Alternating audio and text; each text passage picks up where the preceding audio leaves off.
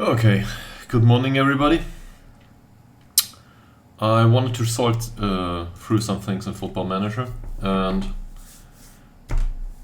found some time on my hands right now in the later morning, and I figured I might as well do it on stream.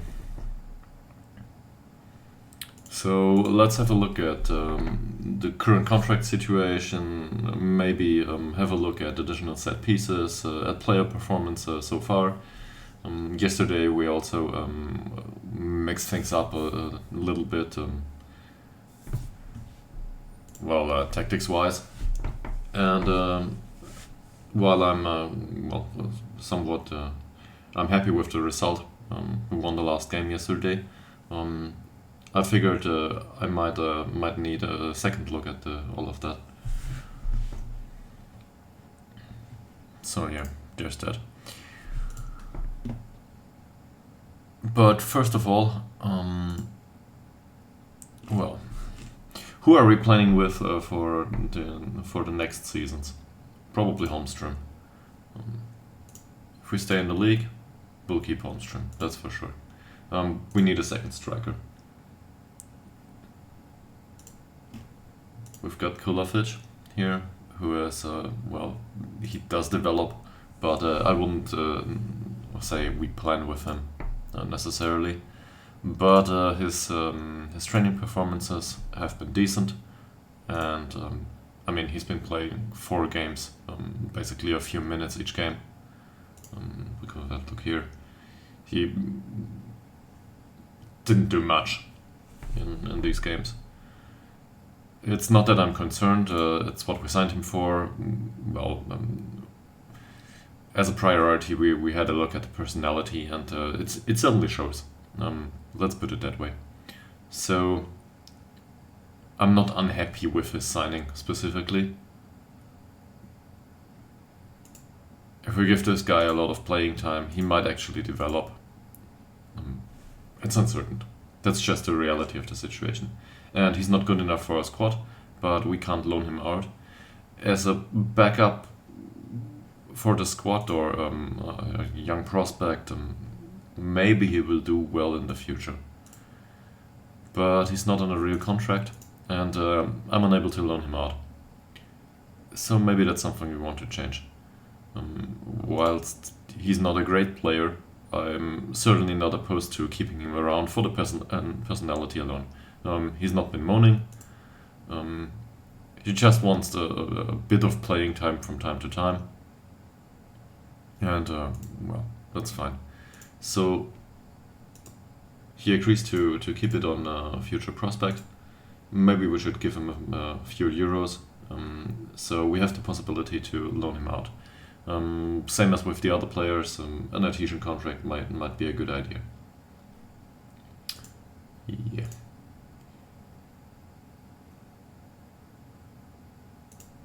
There's that. Okay. Let's try if he'll go for a youngster. No, he won't. Okay. So he still wants the same contract. That's great.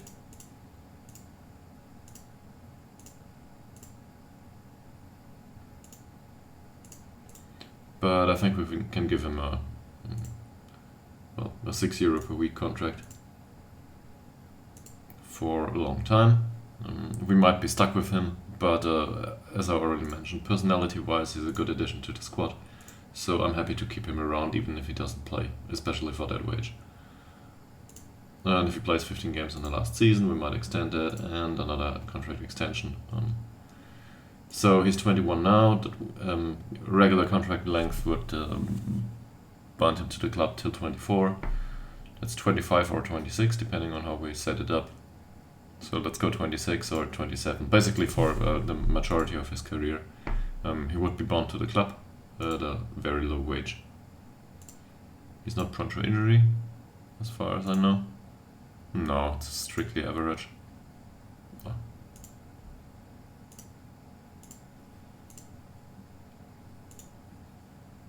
Yeah, I'm willing to offer that. And he's willing to accept it immediately. So, great. Maybe a relegation wage drop. yeah.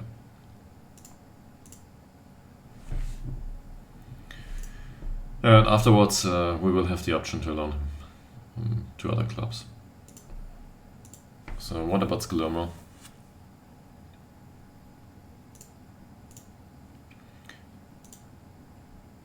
Well, personality-wise, Philly Sporting is mediocre, I think.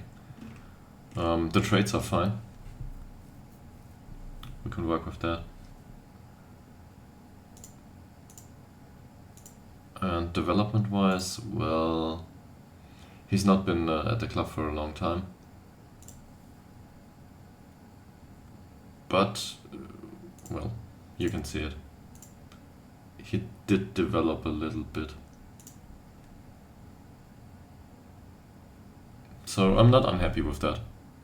There's not a significant change, as our coaches try to summarize it up, but he certainly developed into the direction we want to see.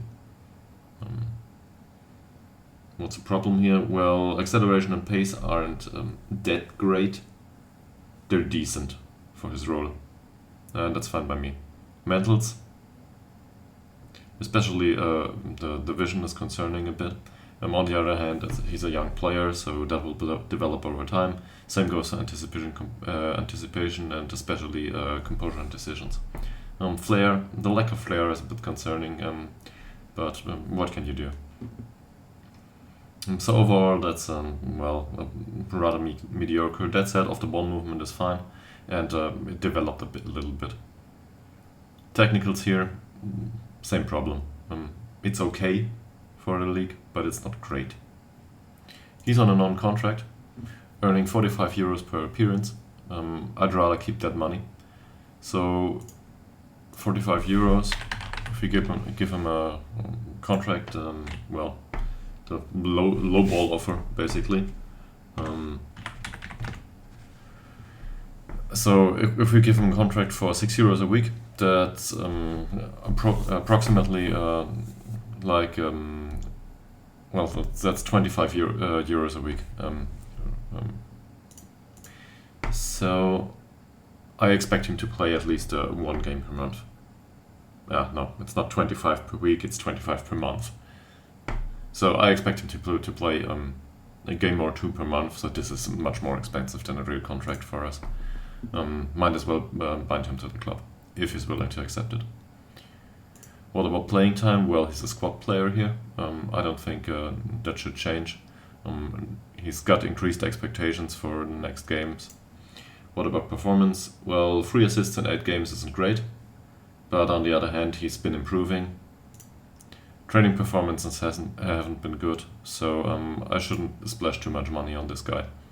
But let's have a look. Might go for a squad player. Yeah, he's happy with that. But he wants a lot of money. So this is too much. Plain and simple. I'm not willing to pay that. Even though he's been improving a little bit, but I don't see him as an important player to the squad just yet. Personality-wise, I'm not convinced that I want him to be an important player. I want him to be around, to help out. So no, I'm not gonna do that. And finance-wise, we just have to keep in mind that, while we can park him on the bench, he's expensive to play.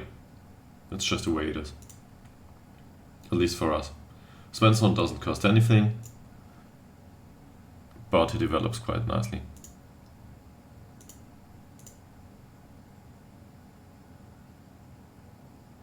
Yeah. Yeah, and that's overall development. So, well, we initially planned to use him as a replacement for a ball-winning midfielder.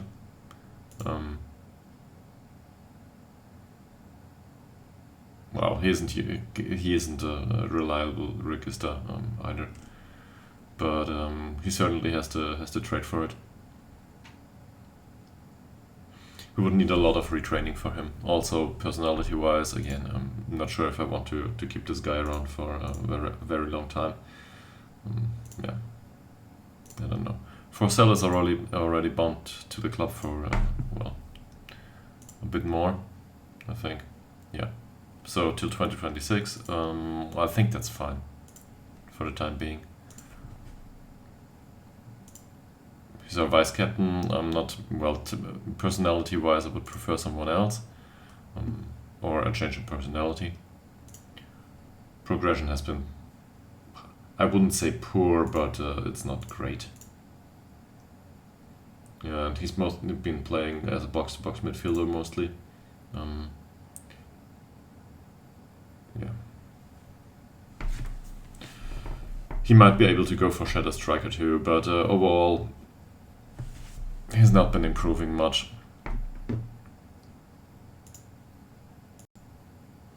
His performances have been strictly average, I think, and that's fine. For that money, that's okay. Ytterhogdals, well, let me put it that way. I really love that guy.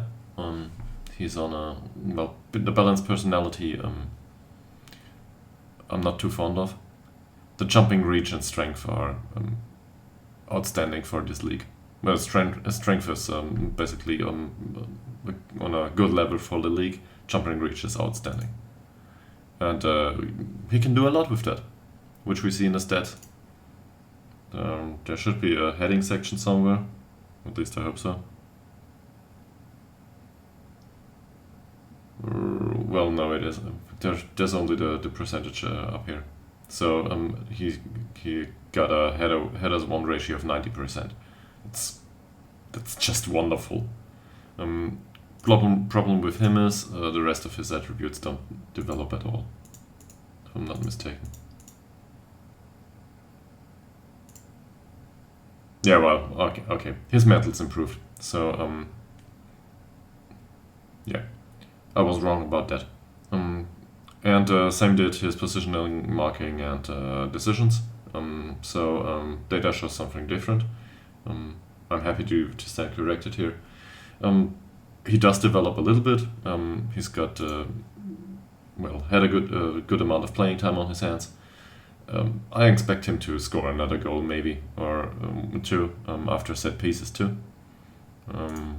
How's his heading? Well, it could certainly improve. And we got him on, on defensive positioning training anyway. So no use increasing strength or jumping reach any further. He dominates in that regard. So we'll probably keep it that way. How long does this contract last? Well, till the end of the year, and then for another year by extension. So do we want to extend his contract? Probably. He's still considered a breakthrough prospect. I don't think that'll change anytime soon. He's a regular starter here, but I want to keep his expectancies a bit lower. There's other players around the squad, even though I think I'll play him at least from time to time going forward. He's somewhat of a regular starter, so that's okay for now. We might get a replacement that's just better at some point. So what I'm willing to do here is I'm willing to have a look at contract negotiations, just what his current state of mind is in that regard. So he wants to be a regular starter. Yeah. We can't sign him as a prospect anymore, but I see him as a squad player. Also, the staff doesn't think he's got the potential. Well, might be, but our stuff is crap, so not sure about that.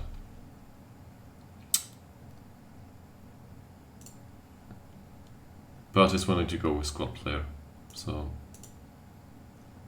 yeah, and a very low wage. So we can definitely offer him none of this. 2-year contract. Sure, that's a contract extension he had anyway. At that wage, we might as well bond him to the club for a longer time. and go with the optional extension. And maybe he even accepts that one. Is he prone to injury? No, it's below average, so I always missed that. So maybe we can go with something like that, and he's happy with that. That's certainly a central defender which we can use in this league, but also in the leagues below, in case we ever get close to relegation again. League above, not sure, but on the other hand, if we move up one additional league, the €6 per week won't matter. It's just at some point some money will come in. Shabanach. Well,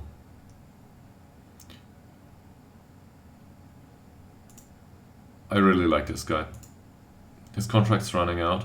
The fact that I like him doesn't. It's not so much dependent on the attributes. No, it's for the personality. And performance-wise, it's not like I'm totally convinced that he's the perfect player for our formation in this situation.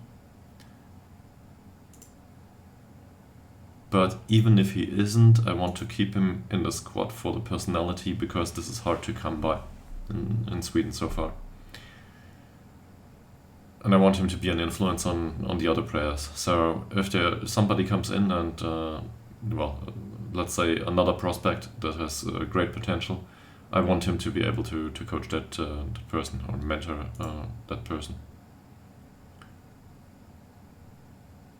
As a squad player, I'd be willing to give him another year or two. Thing is, he's already on a 25 per week contract, so we gotta be careful not to spend too much money on him. But yeah, let's have a look at development too. He certainly has his peaks, not the long throws, but his corner and free kick taking is, I think it's amongst the best of our squad, which says a lot more about our squad than about Shabanach. But that's a positive. Overall, he dropped slightly in most of the categories, which I'm not happy with.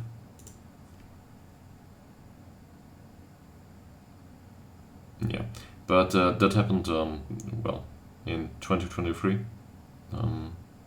We're a league up now. I think it's fair to assume that his potential isn't great. He'll probably be at that level for some time.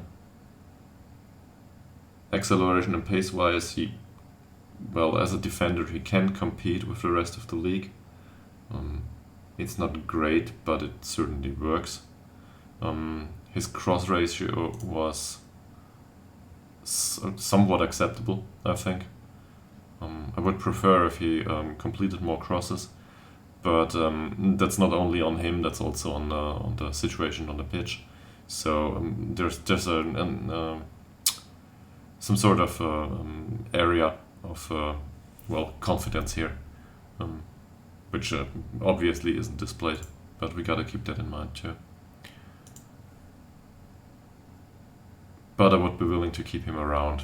Maybe we can keep him around for the same wage, or even dump it a little bit. Let's see. So, club actually wants me to go for fringe player. I think that's okay. In a way, what we just discussed basically says we need him right now, but we will get rid of him at some point. We just keep him for the personality and the fact that there is no one else that's better. He still wants to be a regular starter.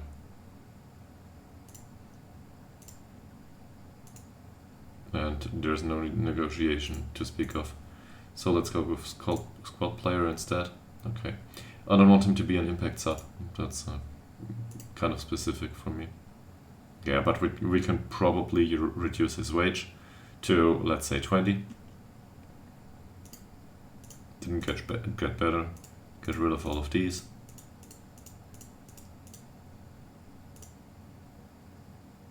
Do I want him around for 3 years? I don't think so. An optional extension though, that's okay, and that's probably fine too. He won't accept that obviously, but yeah. Let's keep that. He might make an appearance or two, but well.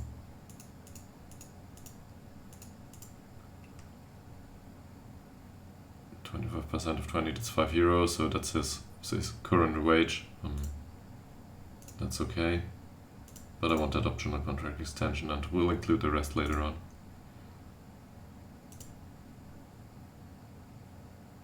Yeah, he really wants that wage.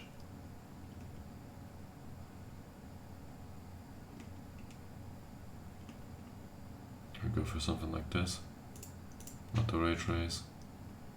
Well, let's go to 30%, I don't care.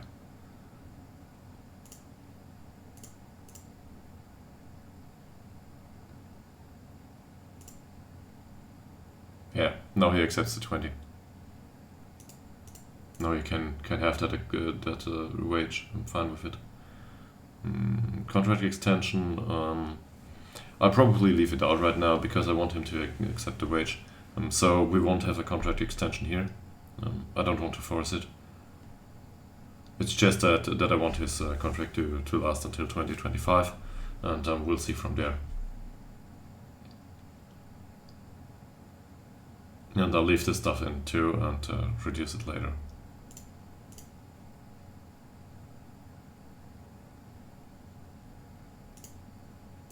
So he's fine with it.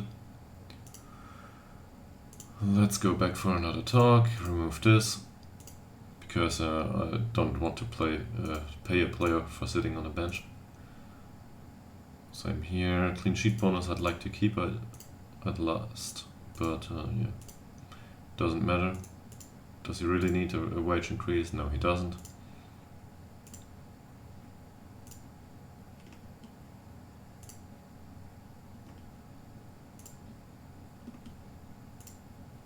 And we can drop his wage in case we get relegated. So this won't work, but no, it doesn't. Fine. So he will be around for another year till 2025. Squad personality wise, I think that's an acceptable decision. Westberg. We signed this guy earlier this season. He didn't play much. He's got a long contract. Well, nothing to complain about so far, but well, he won't have much playing time, sadly, just because Planestrand is better. Might actually be a good idea to loan him out to get him some match practice. He will not keep that level of ability if he doesn't play.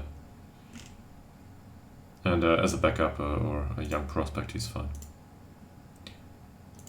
Holmstrom contract, we just prolonged that one, so no need to do anything about that.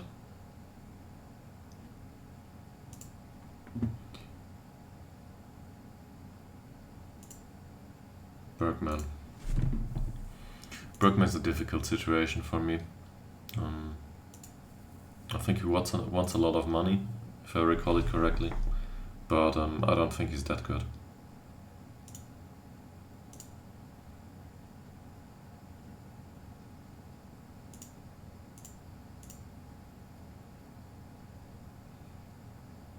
He's an inverted winger, usually playing on attack duty. Yeah, well, he did improve. I mean, not much, but it did improve him on his relevant stats. On the other hand, personality-wise, I don't want him to be a really important player. It's not like I have much of a choice, but well, as a regular starter, I'd be willing to extend this contract, but it's just not possible, I think. Yeah. Also, we felt at this previously. Swan is fine. That contract we already got negotiated.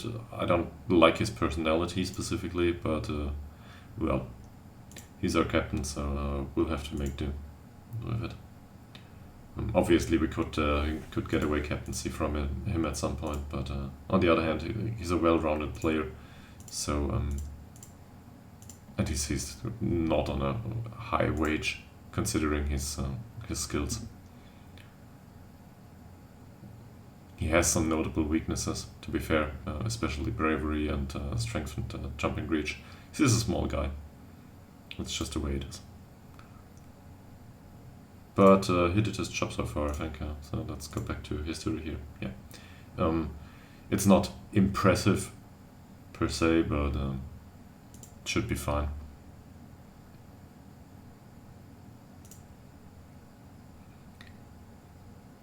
Then we have Tillander here. Tillander is somebody I'm a bit concerned about, contract-wise. I think his performances have been fine. So for a quick recap here, he's played 22 games and scored 5 goals and had 2 assists. In the season we went up 6.94. That's somewhat better than average. It's not by any means astounding or something, but it's okay. And he didn't play as a natural right winger, so a lot of that match experience went into learning this position as a natural. These days he plays the league above. His performances have been okay so far. I wouldn't count on it to last forever. And especially his mentals did develop. On the other hand, he lost a few attribute points in attributes that are not strictly relevant for him. But I wouldn't say he's carrying the squad, but he's part of the squad that is definitely planned to be on the pitch. And his finishing is good too, as a former striker. So yeah, I think he's not a bad addition to the squad. Let's put it that way. Still considered a breakthrough prospect here. Regular starter or squad player is fine by me. For him, most likely he's more of a squad player. Also, personality-wise, he's fairly determined now. That's not a personality I'm too happy about. I'd rather have him being fairly professional, obviously, or something like that. But on the other hand, his work rate is good, his determination is good, as the personality implies. Even teamwork is on a 10. He will try to do his job at least. So maybe we can extend his contract to, I don't know, 2026 and be happy with it.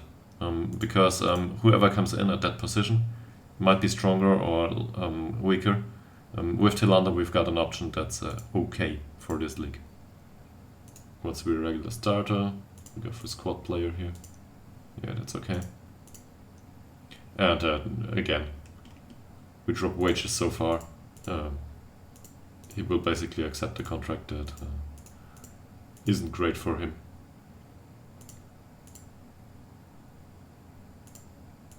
Something like this.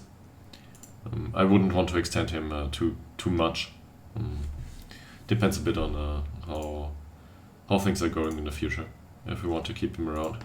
But I don't think he'll... I mean, he's a leading player for the division below. So if we go down, we definitely keep him, and he's well suited for the league. If we go up, well, we might need to get rid of him, but on the other hand, he's not on a high wage, so that's not a problem. With that personality, I don't want to keep him a long contract for mentoring or something like that. And he also lacks consistency, as we see here. That might improve in the future. Same here, not good at dealing with pressure. So, well, it's not like he's someone to look up for a good personality. But he takes that one. We basically extended the contract for a year, get rid of some of the bonuses, and that's it. Can we have a 2-year extension? Yes, we can, but I don't think we want to.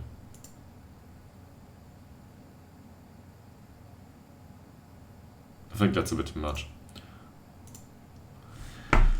Okay, who's around here?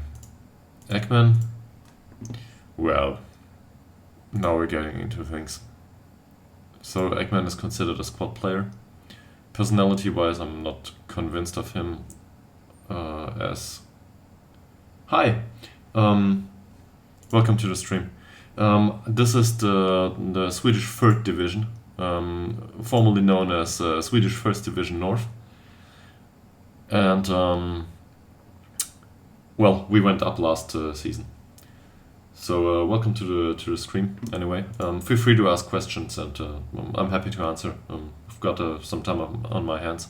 I'm going through the squad right now, so that might be a bit boring. On the other hand, you might get to know the players. I hope that helps you. And I'm always open for suggestions, obviously.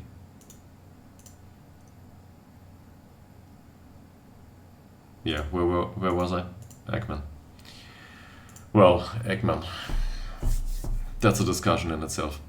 So, one of our viewers, Splitliv, had a very strong opinion on Ekman yesterday. I tend to agree with that one. Ekman is someone that has the potential to play in here. Yeah. Season 7, nice.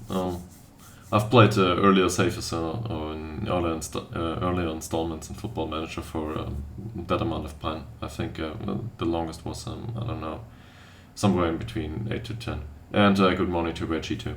I hope you guys don't get too distracted at work or something. It's just that I thought I could do this on stream, because I'm willing to look through to the contract situations. I think there might be some adaptations there.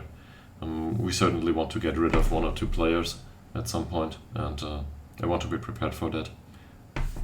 So yeah, that's what I'm planning for today, or for this morning. Maybe I'll do a match later on. It's not like I'm gonna look at contracts all morning, hopefully. Yeah. So okay. Nice. I wouldn't last 16 seasons. Just because I take a long time for specific things. That might not be that popular as a streamer, but I like to do things myself. And as you probably have seen, it takes some time, even if I do it alone, and not rant on about it. It just takes some time. So 16 seasons is not realistic for me. Just wouldn't last. Also, FM 2022 I skipped. I was still playing my 21 save.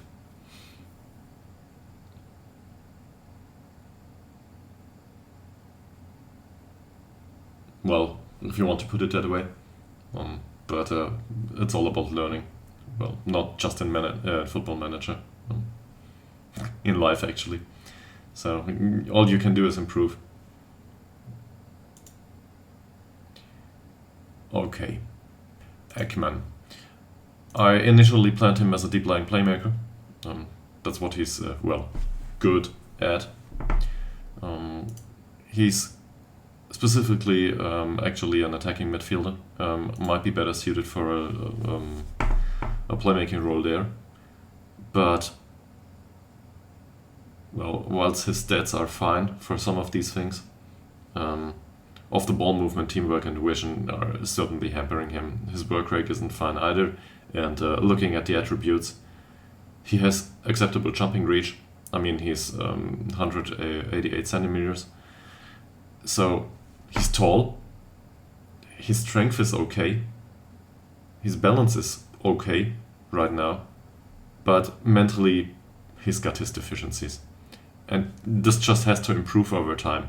he won't be able to learn that with training specifically. Especially the vision. We can train him in vision, passing, and technique all we want. He doesn't gain any points in vision so far. It's just that his passing and vision are that great. Passing and technique are that great. There's not much going on there. Well, match practice wise, he didn't get that much time on the pitch. 6 games, but these are he's not been playing from the start.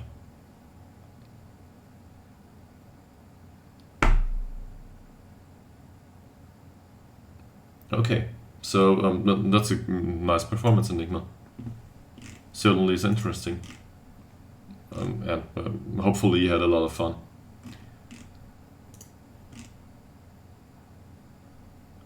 So, right now, we're trying to teach him to be a regista. That plays to his strengths. It's for a more possession-based system, which is required by the club anyway. Me personally, as a watcher of football, I'm not too enthusiastic about possession-based systems. It's just not what I like. But on the other hand, I mean, it's probably a good idea, and he certainly fits that niche. So maybe some sort of possession-based tactic with maybe even slower passing and better decision making would suit him, and he can certainly dominate the pitch in that sense that his decision making is good, his composure is good, anticipation is good, his flair is acceptable, he's got good long shots, which is a requirement for a regista who will take a long shot from time to time. So it's probably a good idea to keep him around, just for the hope that he develops in his attributes that are lacking. I really don't care about the rest. And physicals wise, seriously, this guy won't cut it. He won't be a shadow striker anytime soon just because he's slow. He won't be someone who's on the pitch for 90 minutes. And even if he is, he'll be exhausted every single time. He has to have a role that doesn't require him to run much. Basically, some sort of static role. As a regista, that's one option to do that. The other option would be in attacking midfield. Something like Statian Ganj that doesn't move much.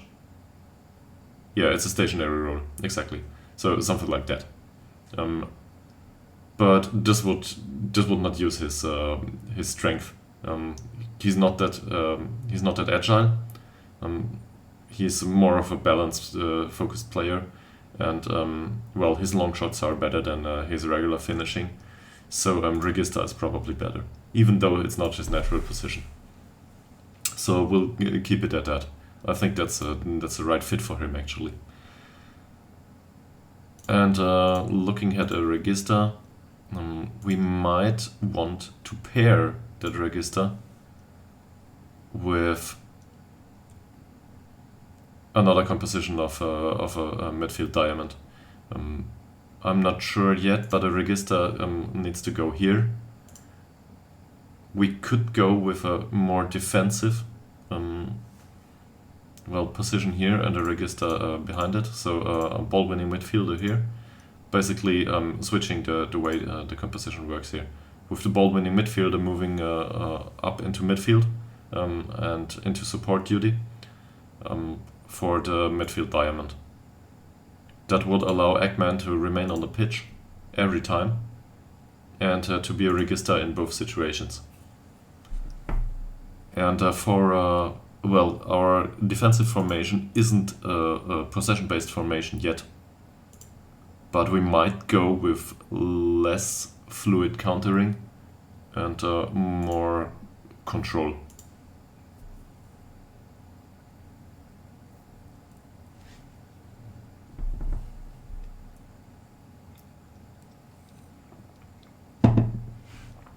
Okay.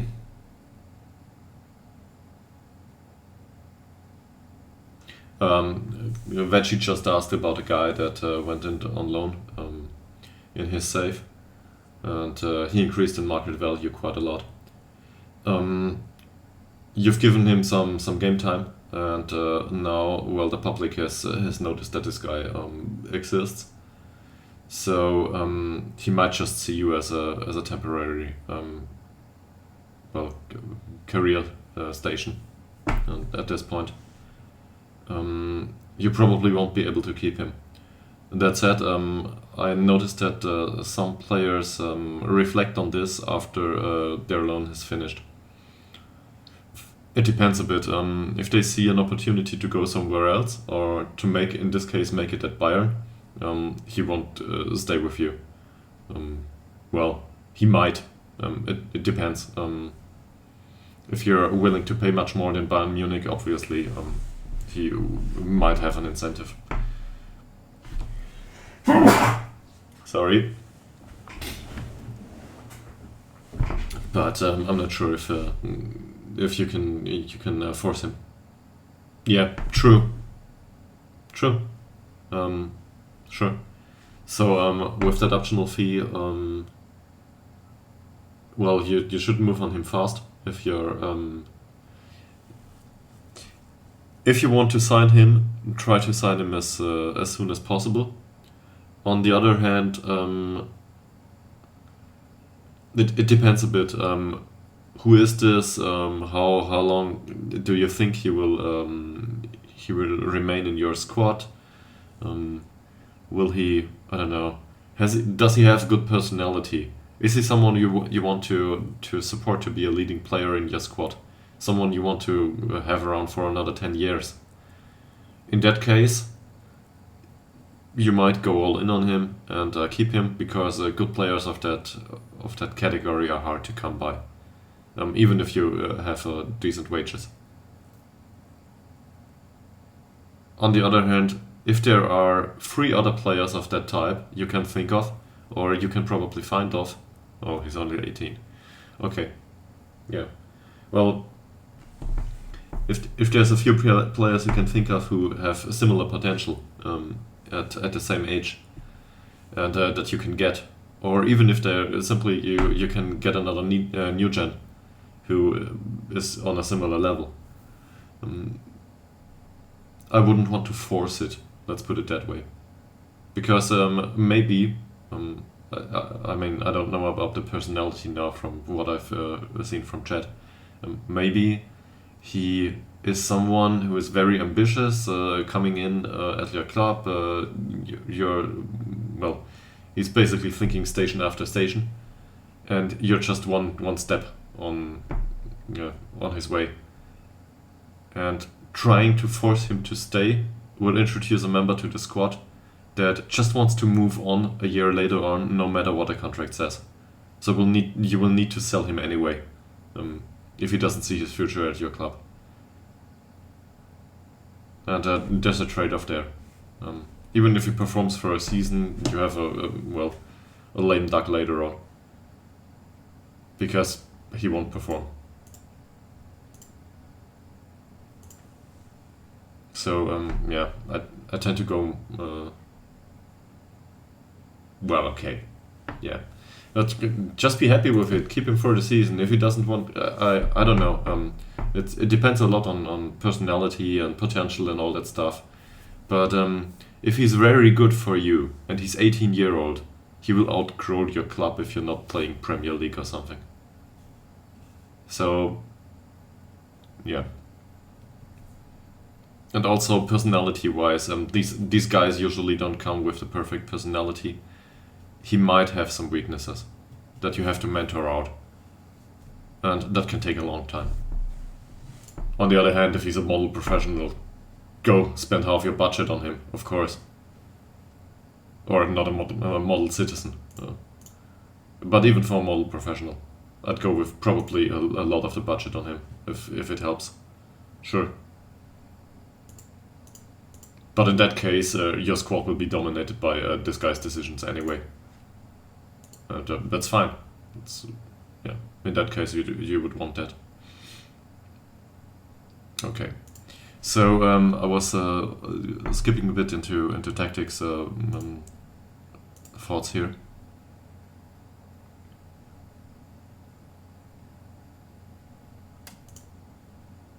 Yeah, this might be a bit weird, but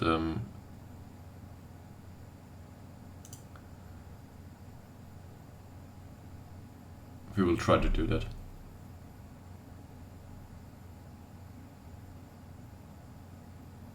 And I like to have the register more on the left side here, so I will keep it at that, which means Arthurson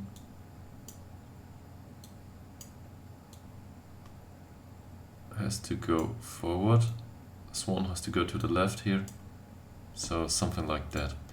This ball winning midfielder, I need him to push up a bit more, and he'll be playing a register here.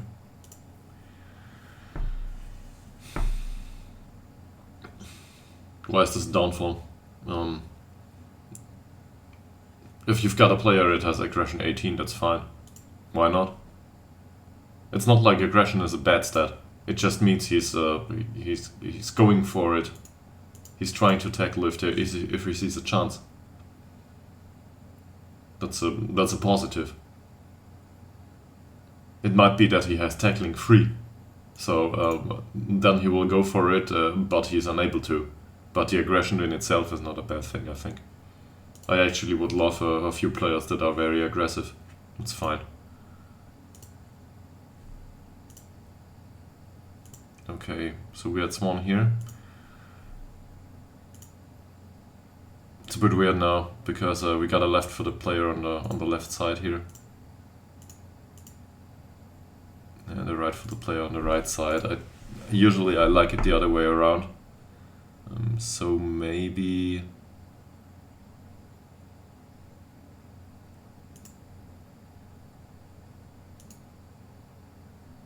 no, that's okay. We'll keep it like that for now. And in Assarson's case, that actually allows us to use him with the flexibility he brings to the table anyway. Same goes for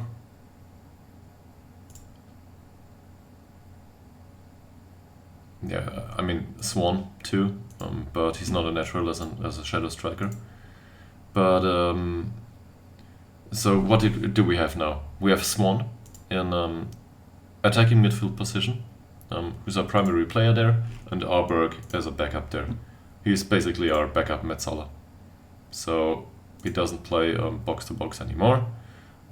There's no box to box midfielder position to be had in our team anymore. So we train him as a shadow striker and hope that there's something coming. So those are the two there. There's Eggman as a register, now our primary player in that position. Who we want to dictate play. For Eggman, we actually have a replacement here that's even better as a register. We didn't sign him to be a register in our team. That's a lone guy. But given the situation, he's able to dictate play from deep too.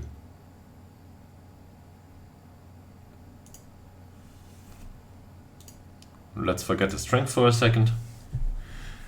He's got similar good passing, very good vision. The rest of his mentals is a bit lacking, but he's certainly a passing machine, that's for sure. And also great tackling, so that comes in addition. That's fine.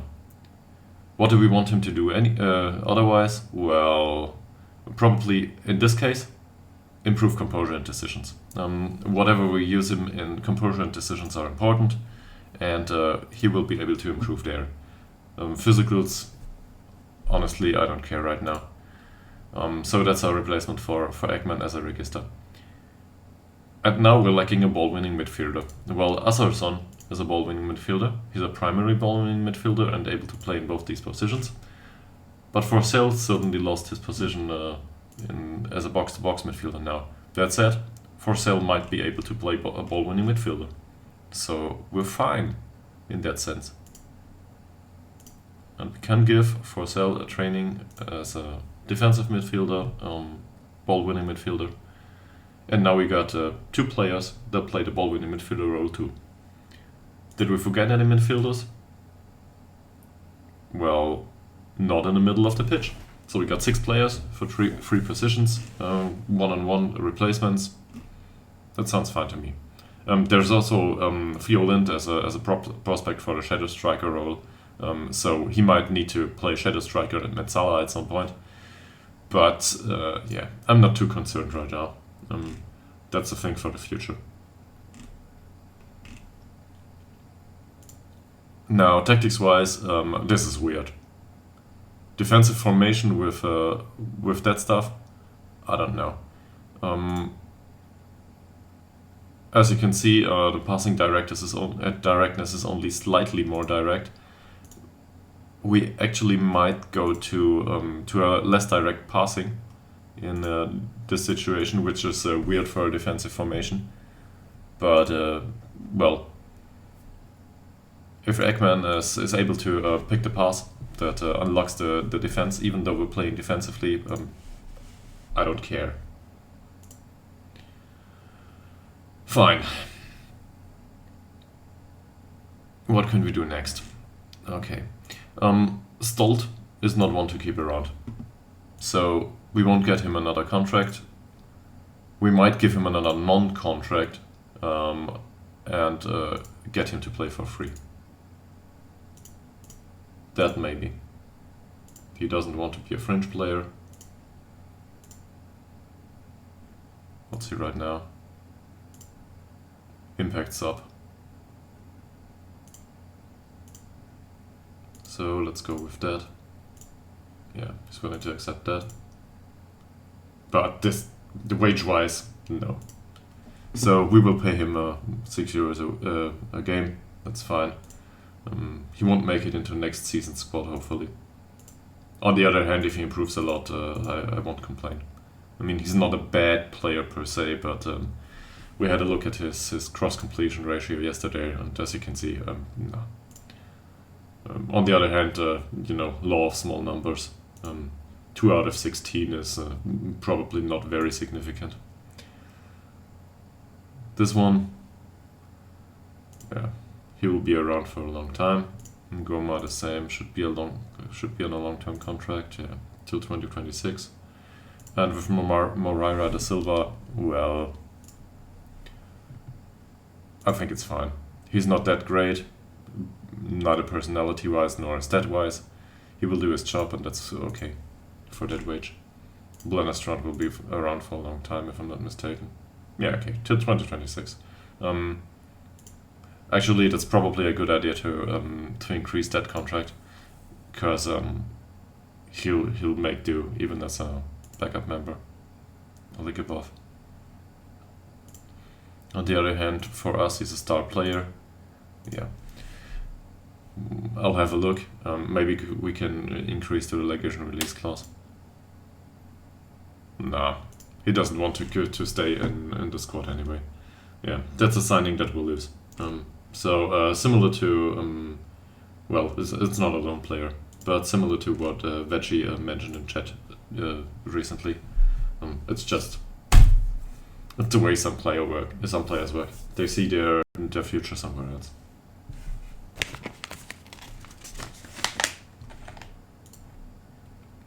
That's sad, but there's not much we can do about it.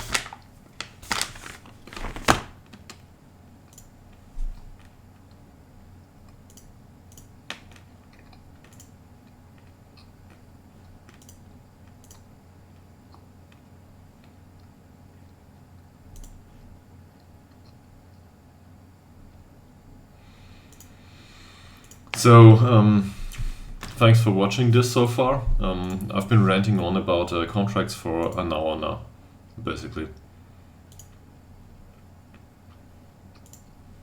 So maybe let's do a match.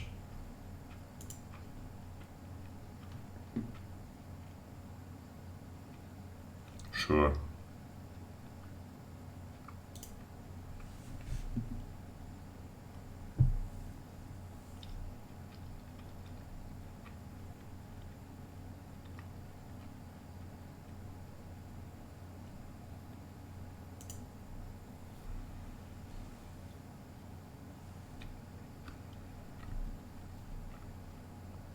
Yeah. I consider us the everlasting underdog.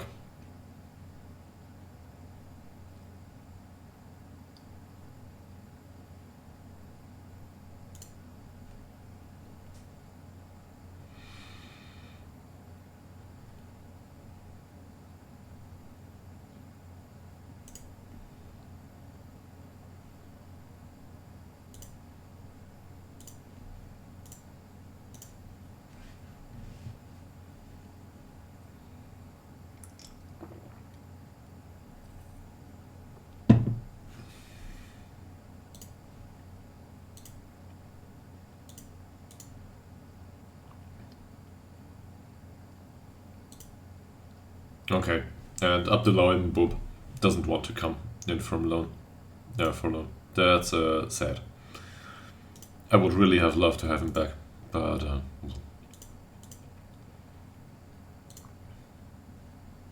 we'll have a look at that recruitment focus later on. Okay, performance-wise, Robertson is horrible. Sorry, man. That's not fun. Same for Lind. Yeah, Ngoma. Who we can't criticize because we already did. Svensson has been doing well too.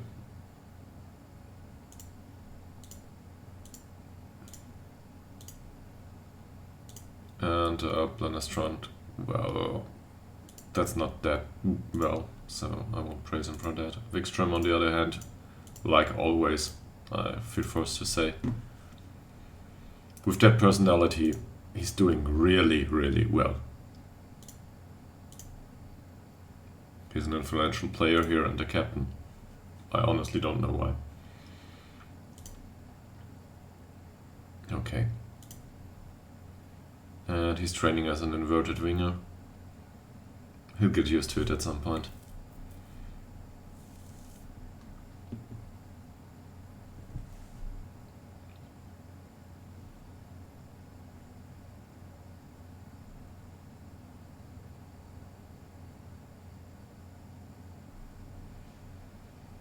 It's a weird setup of attributes, though.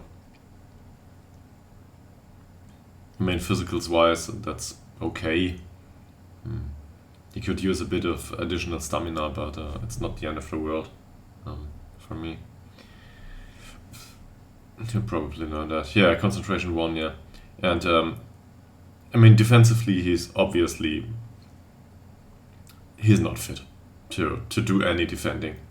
Like positioning 1, marking 1, even if this improves to I don't know, a 3 or 4 or 5, that's just nothing. Now the problem is the same goes for his vision. So he won't see the pass.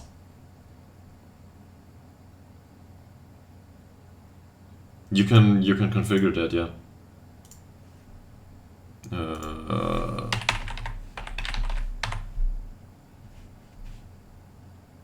That's not what I'm looking for. It's in the interface.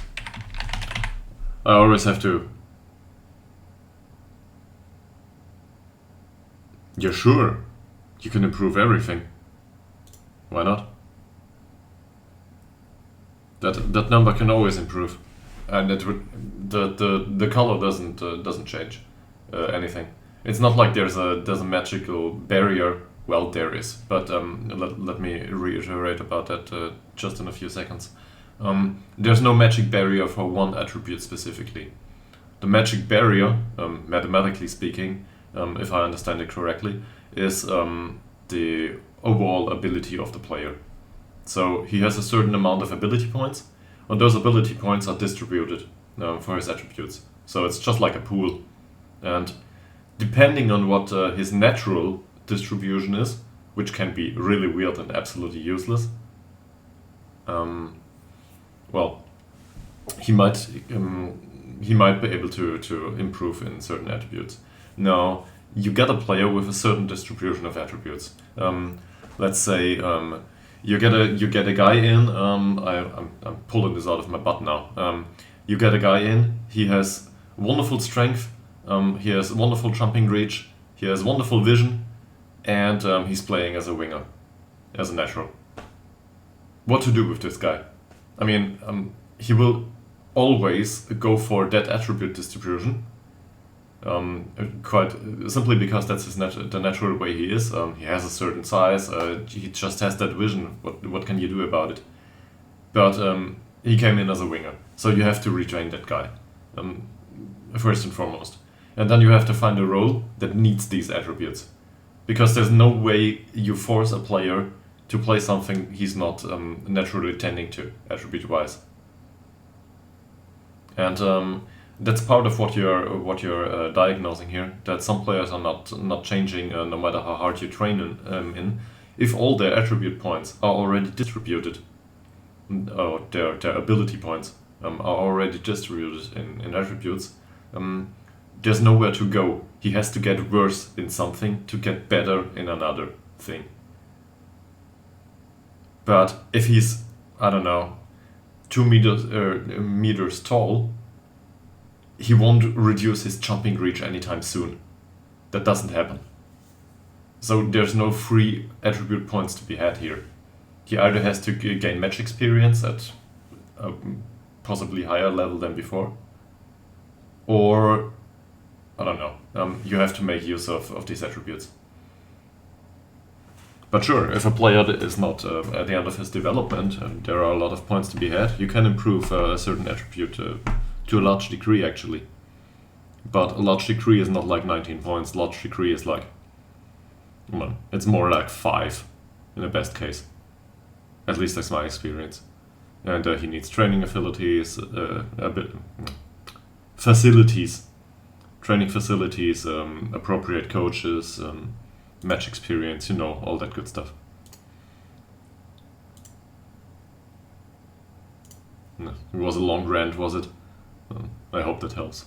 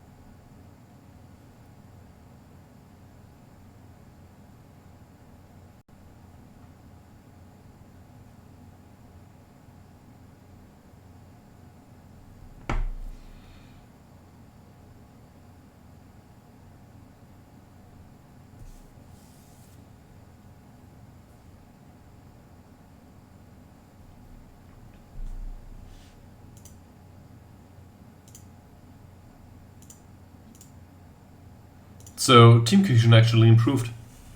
That's great. I didn't notice that, but it went up. Little by little, I'd say.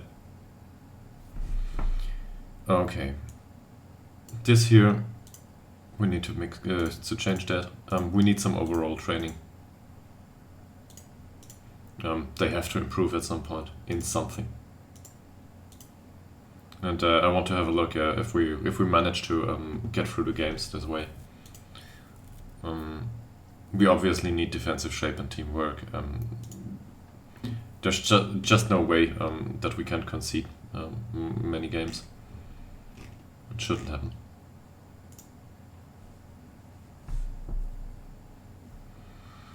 This is a home game. This is a home game against Tabby FK.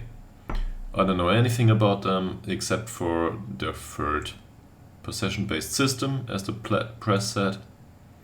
4-4-2, which is fine. So we will go through the middle if we can. And going through the middle. Let's go back to this guy. Fluid counterattack. Wow. I certainly didn't see that coming. Okay.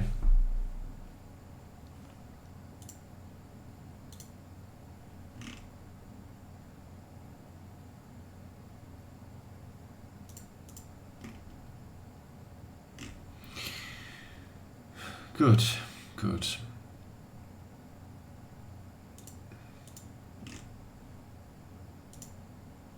So these guys are a bit tired right now.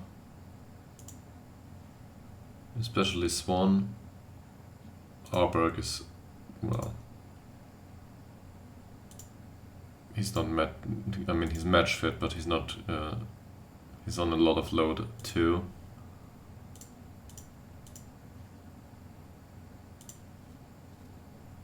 That's not what I wanted here. 286 minutes in the last 14 days. I shouldn't play Swan.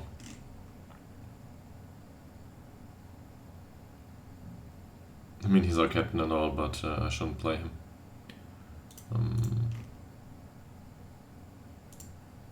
So let's put Forcell on the pitch for Assassin. Forcell can actually play this position perfectly. Well, that's certainly a surprise.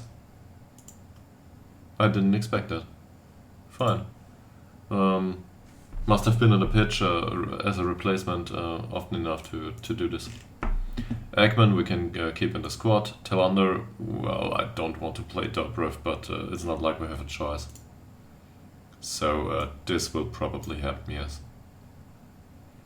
Let's get these out.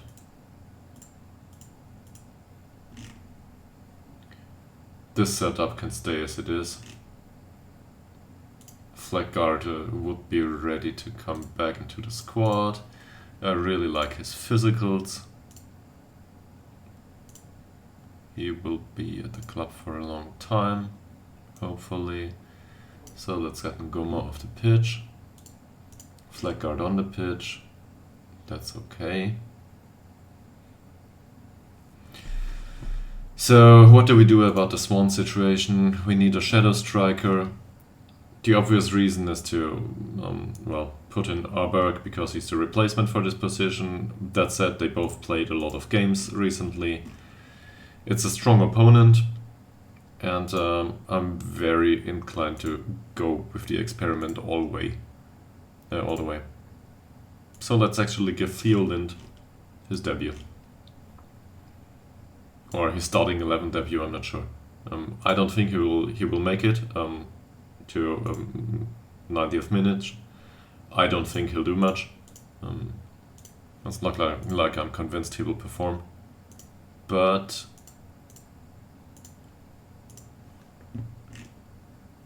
he will need some match experience in that position at some point anyway.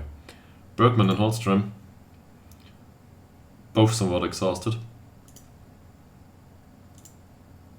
Well, that's a lot of game time, yeah. So Bergman we can replace with Guillermo. That's just how it goes. He's on a medium load, so that's okay. Also, this guy needs his match experience anyway. And Holmström, that's probably Kulafish.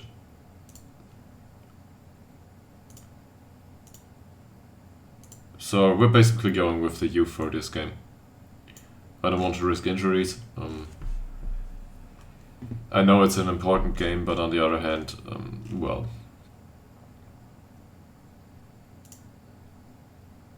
if one or two of their players get injured just because they needed to play this game, it's probably not worth it to go for this. Ngoma can definitely play fullback too, on the right side.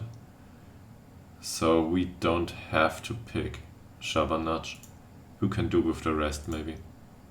Farah on the other hand, we can put on the bench. How has he been doing, by the way? Well, not great.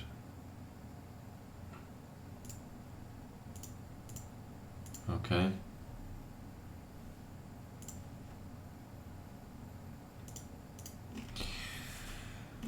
What can we do defensive midfield wise?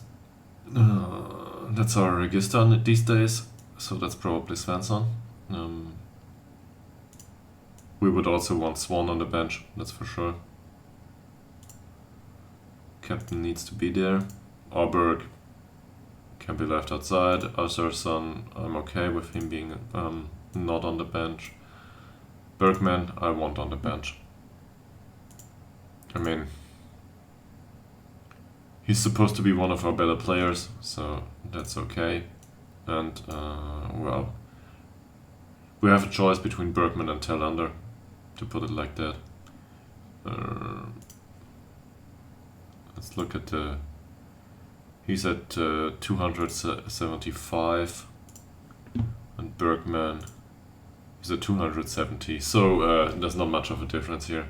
We might want to go with the player with the higher morale. On the other hand, Swan is left-footed. In an emergency situation, I would put Swan here as a replacement for Dobrev. But I expect to need to replace Dobrev anyway in this game. Well, in any game. So let's keep it to Telander, even though if those two players are both left-footed. So there's no replacement for Skilermo in this formation. Well, just the way it is. We need to do it like that. Okay. This is certainly a youthful approach. So I don't expect too much from this game. Team selection. Yeah, we'll keep it that way. This guy is very strong, but he has bad off-the-ball movement. If we man-mark him, or mark him tightly, he will out-muscle our defenders. He's got a jumping reach of 19. So, do not man-mark this guy, but close him down immediately. And his bravery is alright. Fine. This guy, on the other hand, has better off-the-ball movement. Also good physicals. We might want to man-mark him, even though he might get away. It's better to try than nothing. This one, just close him down. Same goes for the right wing.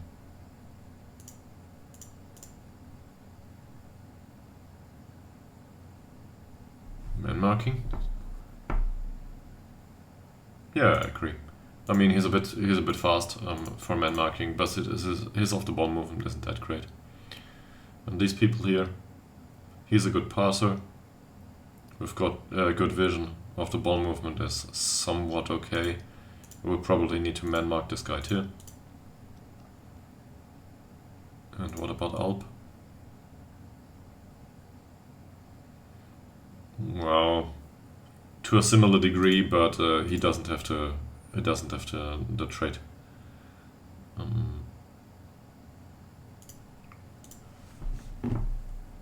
We might go along with that for now. Is there anyone with a really weak foot? Not there.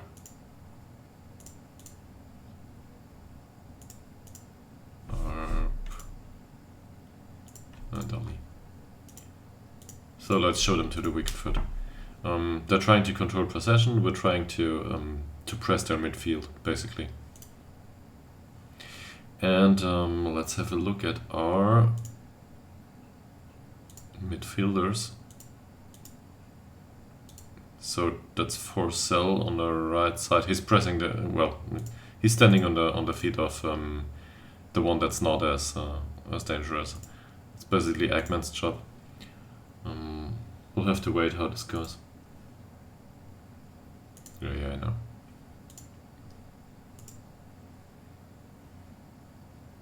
Probably, well, it's a home game, but there's a lot of younglings in the squad.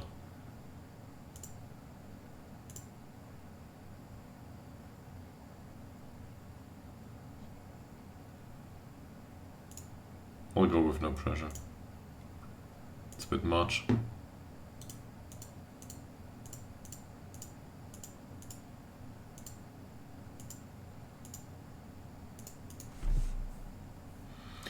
And now let's encourage them on. Yeah, that worked.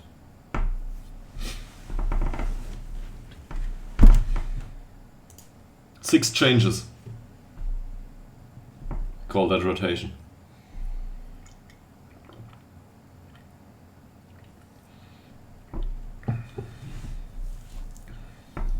So if we win this one by,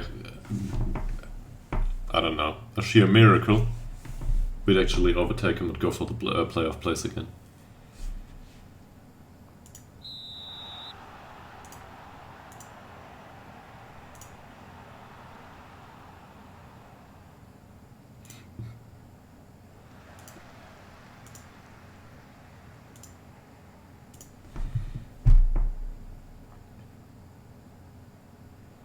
Well, Eggman dictating the game certainly works so far. That pass was wonderful. And Kulafish is coming really deep, which offers a few passing options. So that's good.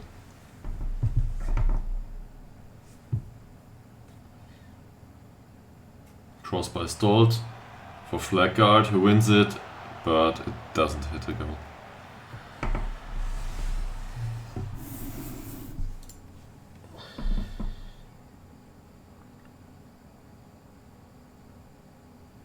The fullbacks are pushing up. That's a bit of a concern. Generally, they're pushing up quite high.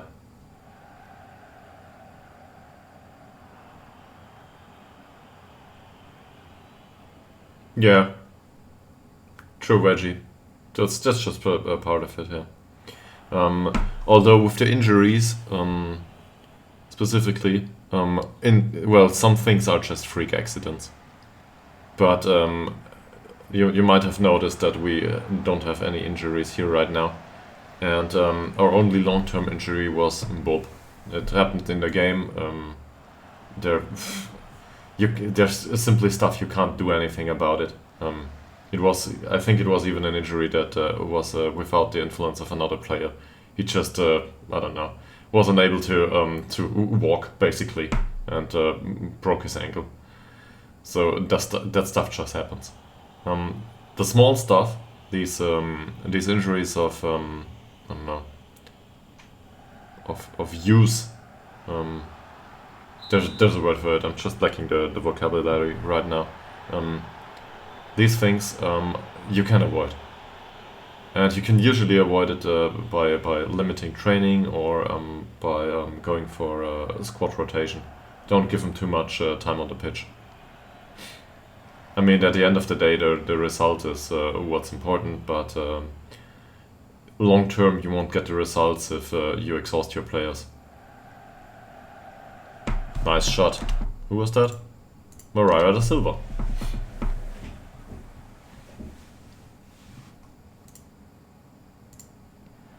Maybe. Yeah, there's a problem in that too. Because on the other hand, you want the squad to gel just fine, and if you rotate all the time, the players are always confronted with another member of the squad that they have to play with. Ironically, that might work well for a small squad, because there's not that many different people they need to get used to. But well, that kind of defeats the purpose of rotation, right? Nice work, Eggman. Nah, and now they can't keep hold of the ball.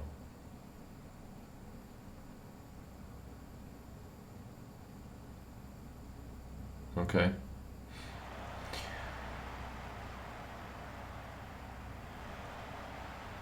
They seem to close down relentlessly, but this might take a toll, stamina-wise. It's basically two teams. Yeah, I had one of these two. In this case, you probably know that his aerial reach won't be that great anytime soon, just because he's too small. Oh, that's bad defending, really. It's really bad defending from Flaggard. But sure, size is not everything for goalkeepers.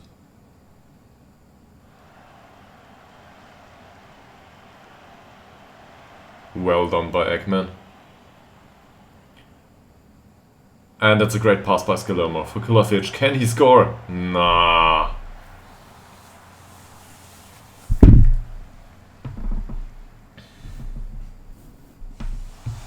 For sale with the gross.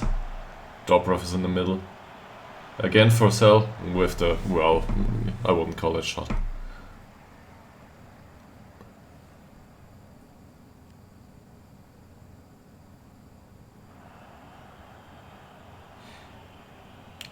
Flag guard cleared that one to the side.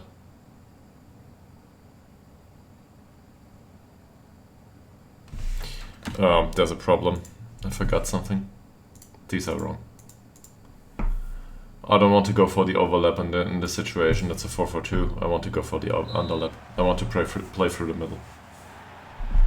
And as we have seen already in a highlight here, that might work.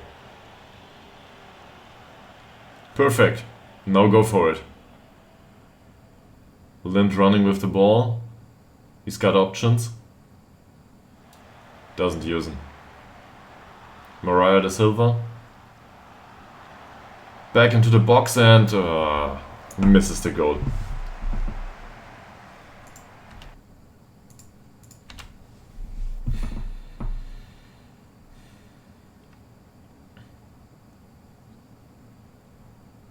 Well, they certainly had the chances.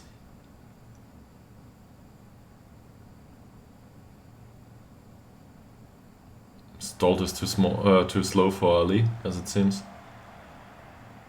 But that cross was a waste. And we concede a corner.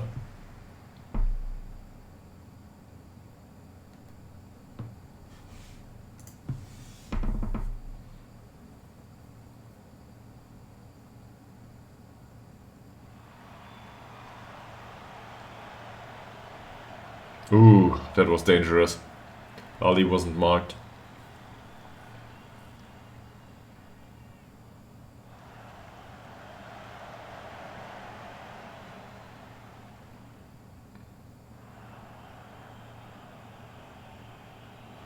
No, what a loss of possession.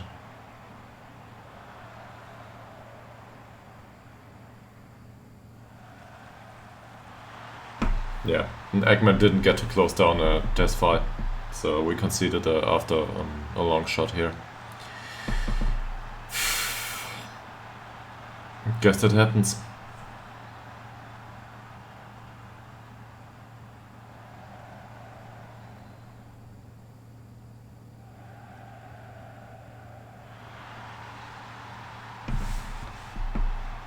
We should probably instruct our defensive midfielders to stay more closely with the midfielders. I'm not sure about that. It's just a weird composition here. The defensive formation would probably fit that setup better. On the other hand, well, now we're one behind, so we have to make the.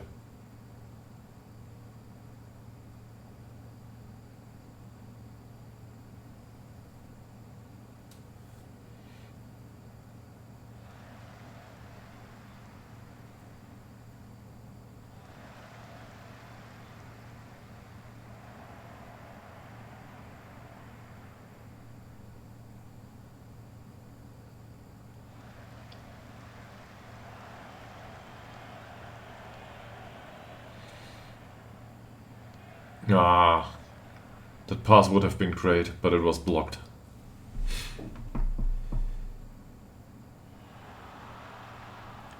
Now there on the flank, tests fire again with the ball, puts it into the penalty area.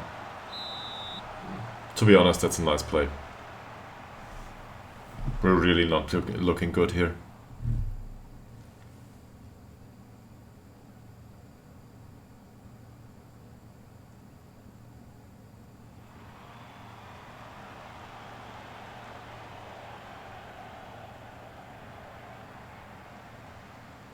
Okay, that's outside.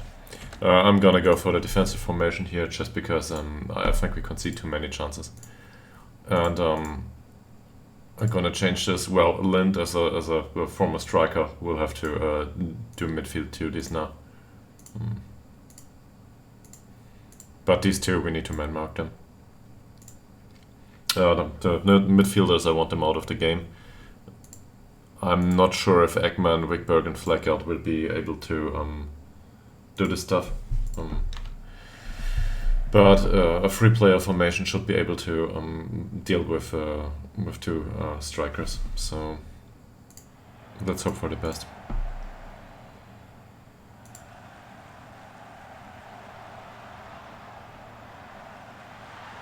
Well, that's not how I imagined it. On the other hand, I don't think it has much to do with the tactical change, because that goal was created over the flanks, and to be honest, that shouldn't happen. Mariah da Silva didn't even go up. Instead, he pushed Nader.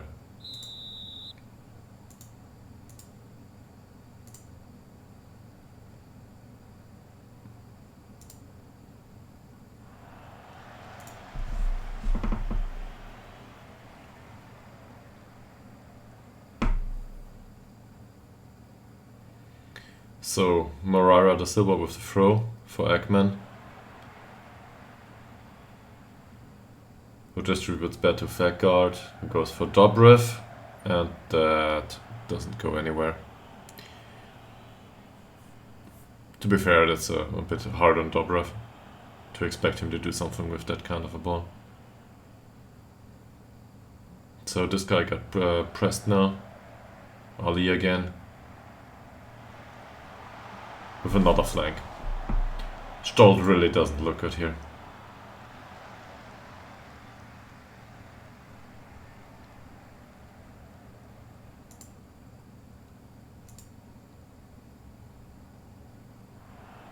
Flag guard for Ekman.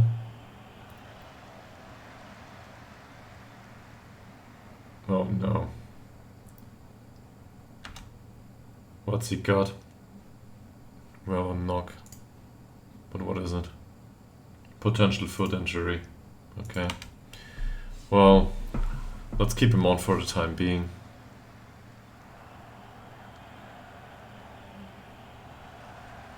Well, that long shot certainly did go nowhere. There's another free kick by Skillermo here. And Flackard with the finish, but it's rather weak. Okay, doesn't look good.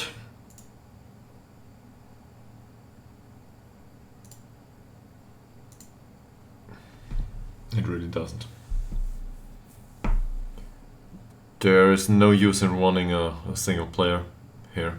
They're all motivated and inspired. We might go for the very green stuff in and telling Stolt exactly what we think of his performance. On the other hand, singling out individuals in that way will probably not go well. Same for Wickberg.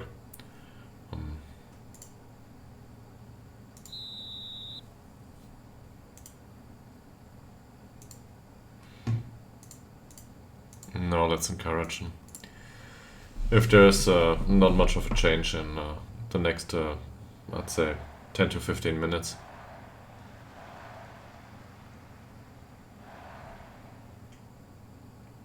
In all honesty, I don't know what to do about it. If we go back to the attacking formation, it didn't look like we penetrated them a lot.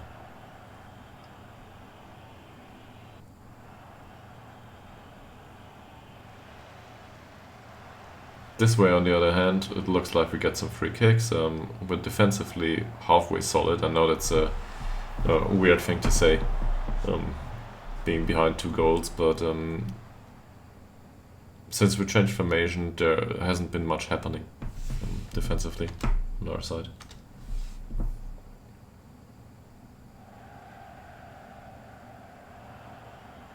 We'll probably concede another one for me saying this right now. Should be man marked and closed down. Doesn't happen. Gets his long shot again. Well, that's on the players. Or more specifically, that's probably also on me, because Lind is not used to playing this position. But in this situation, given that Eggman has a knock anyway, he's also hampered by injury here. We'll put Svensson on the pitch, who will not be ball-winning midfielder anymore.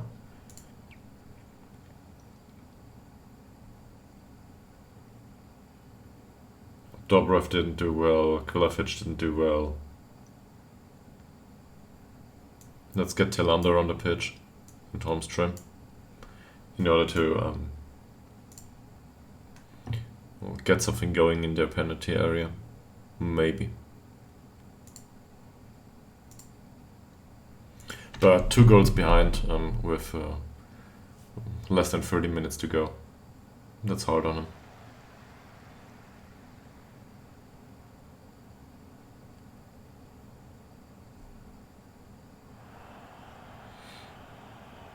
Oh, Moreira da Silva again with the loss of the ball. If it were not for Blanestrand, that game would be so gone right now.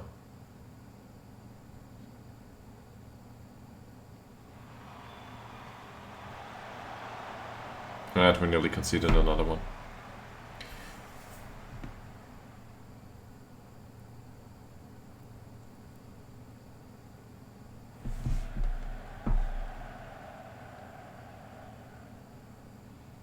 Well, that worked. As did this one. Put it in. Ah! Hits the post.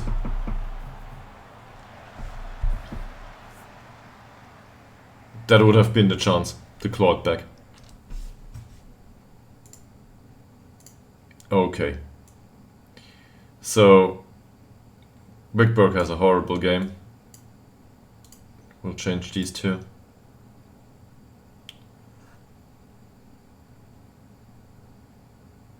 And we'll put Swan on the pitch for Lind, who isn't used to play that position anyway. And that's all 5 of our substitutions.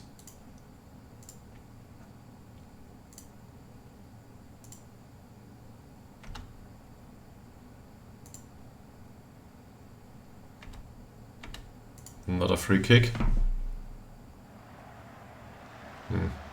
Well, he would have hit a goal in at least, but was too weak.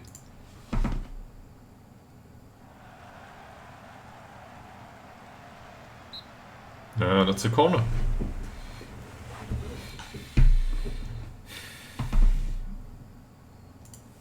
Encouraging them seems to work, at least. They're fired up.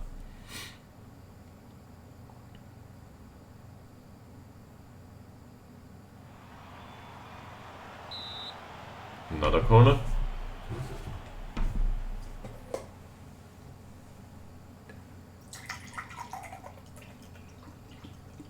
So, corner by Swan. What are we going to do? Flackard doesn't get his head to the wall. And we intercepted that one nicely. Svensson with the ball, back to Moreira da Silva, who goes for Tillander, who was free in the penalty area, but apparently nothing happened.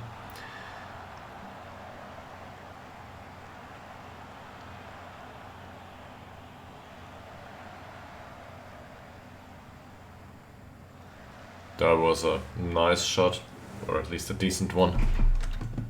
But yeah, don't know how he's taking that many long shots. Probably no, we didn't instruct him to. It's just what happens. All right.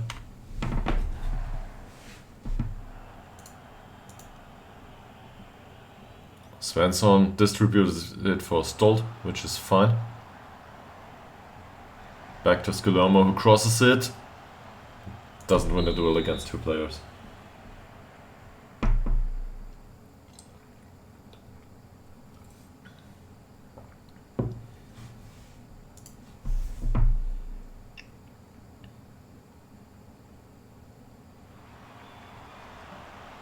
And that corner by Swan doesn't find anyone in the penalty area either.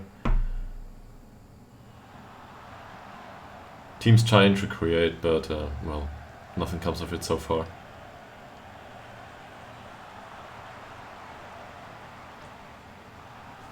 Hits the crossbar.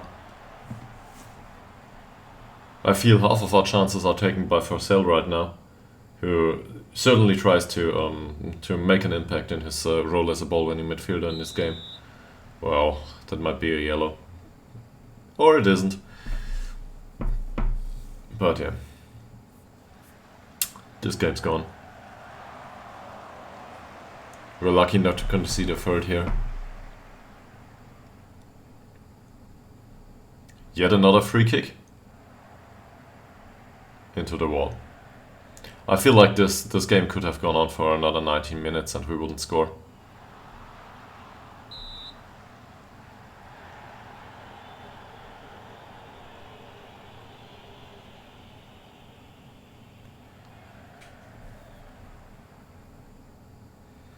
That's a nice flick off for Swan, who just runs with the ball. And we gain another corner. Not that it makes any difference now.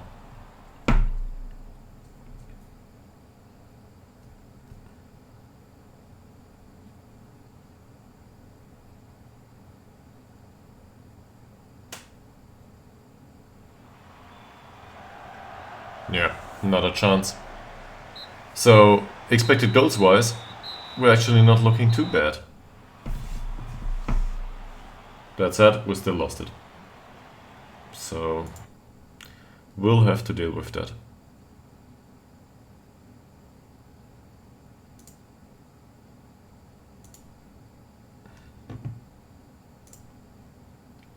He's anxious.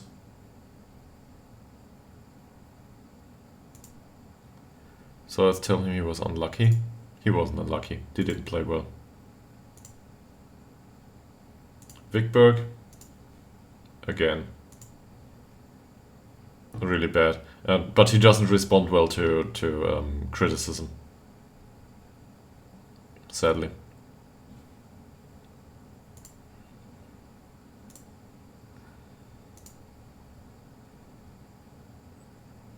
Same goes for Stolt. No, Forsell didn't. Well, he certainly appeared in the match. I wouldn't say he made an impact.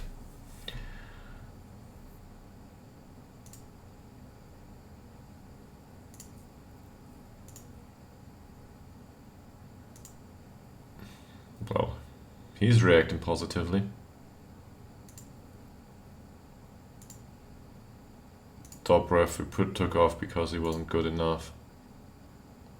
And same goes for Kulovic. The others, not much to say.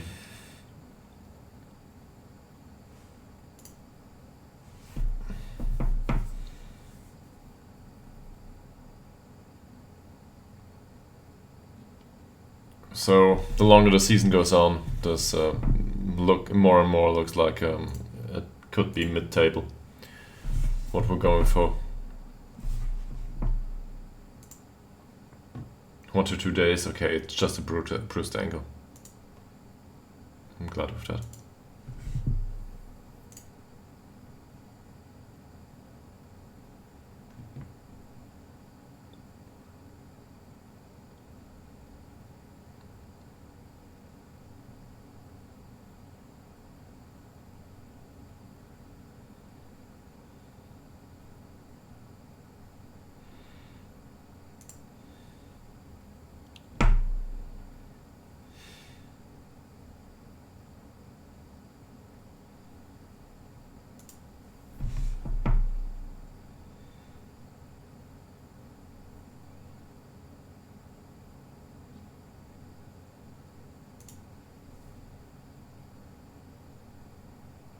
Well, I didn't substitute him because there was no left wing back on the bench.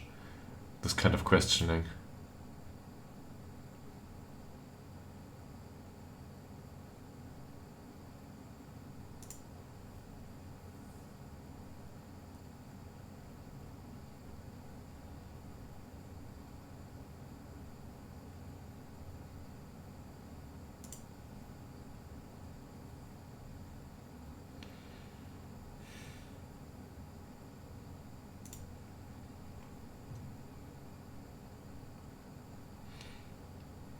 Why is the performance of the official so bad? I don't see a problem here.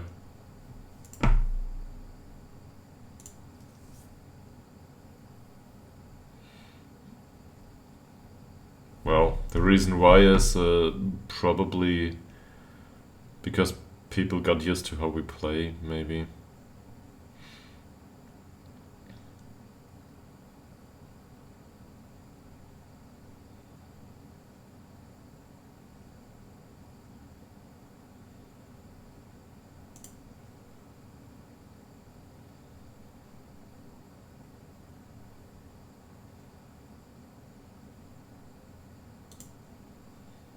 He doesn't have flexibility, but okay.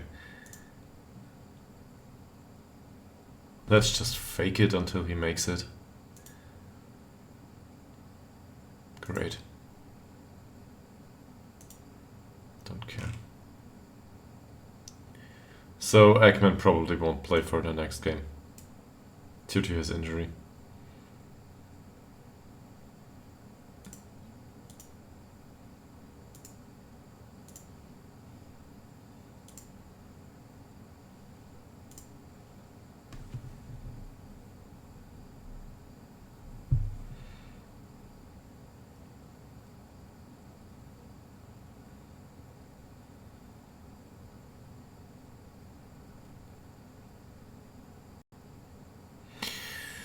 Next we're going up against the 12th of the league.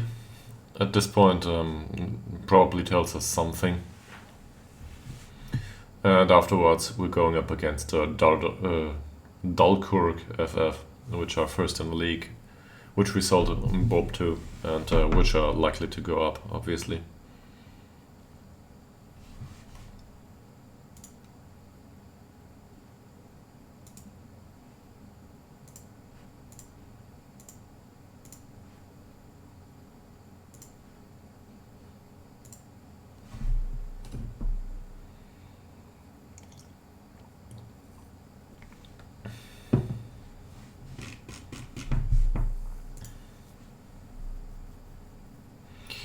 We should probably give the players some feedback for the last match. Morale isn't too great. And things are coming up again with the contrasting personalities and stuff.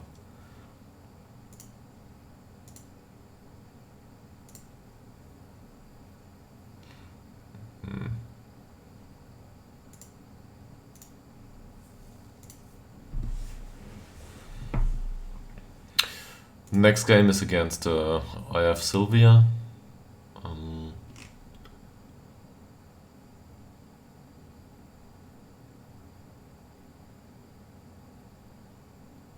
Might want to give one or two players a rest from training.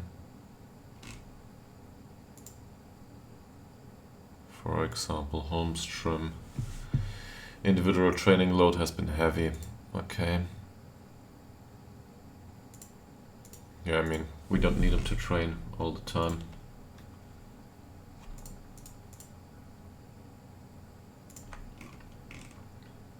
So we can go on and rest those for a day at least. That should do it.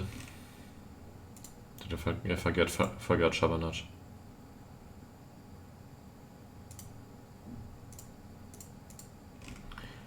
In an effort to reduce the load on their bodies.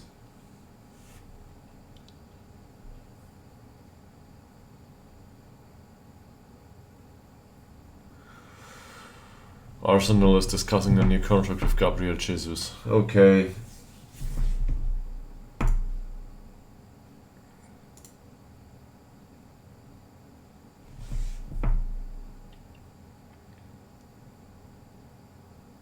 Yeah, well, another 4-4-2. We'll try the defensive formation this time from the start. This team, it doesn't look like they're good at basically anything. But we should be able to defend that. Especially if some of our first team members are back for duty. So I'll just get rid of everybody that I don't consider first team.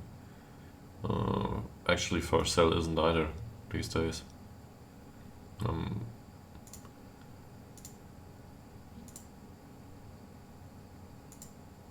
Svensson we will need to keep here.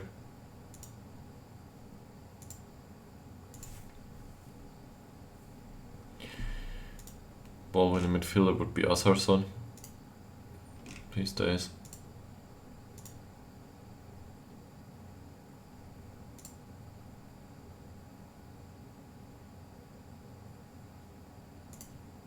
On the other hand, it's for sale, right?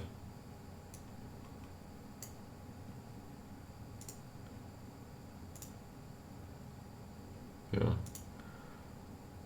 Let's keep one of them as a ball-winning midfielder in the midfield position. And let's keep the other one as a ball-winning midfielder in the defensive midfield position. So one of the two is always a natural. Or not a natural, has 100% tactical familiarity. Metzala should be Swan. Don't know if he'll be match fit for it.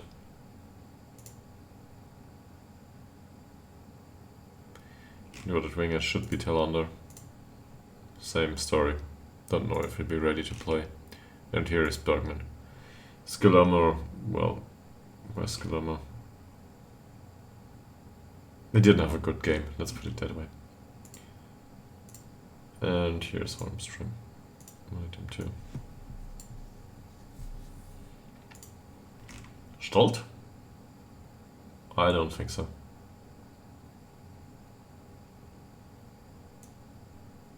No, Farah was on the bench. Well, that's on me.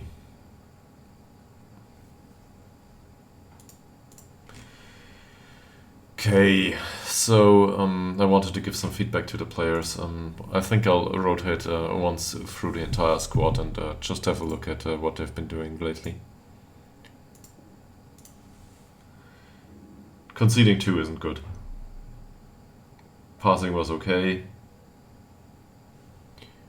I can't really complain. His training is acceptable, but not great.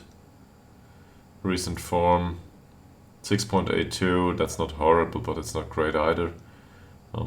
He's a star player, so I probably should be able to criticize his form at this point. But yeah, I want to be a bit careful about that. If his form decreases any further, which we will definitely see in the results, given that he's the goalkeeper, I will probably criticize it if he's at a 6.6 at some point. So let's go with that. Next one, Kulafic. Did play last game for a 6.3, which gives him an official warning. His passing was great. The rest of it was, well, inexistent. So we'll criticize him for not being in a position to score here. And we'll praise him for his passing, because 14 of 14 is fine.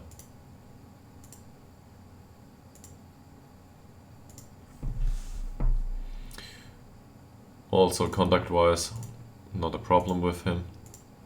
It's as close as, to a cheat code as it can get.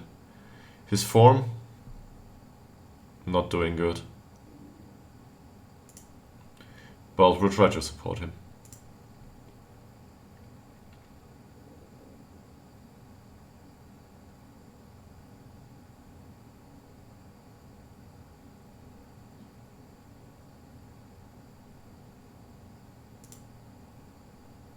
Okay, that went well. Dobrev, oh man. We've got training with the other guy, right? Yeah, okay. It's been training so-so. Dobrev hasn't been developing much. That's my biggest gripe with him. And I think it's probably time to criticize this. What's his form? Well, 6.4, okay. So we tell him that his development isn't good enough.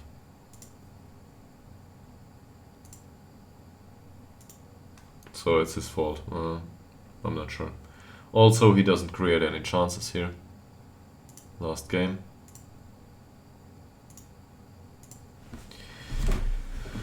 That said, his conduct has been okay, so maybe let's just tell him that.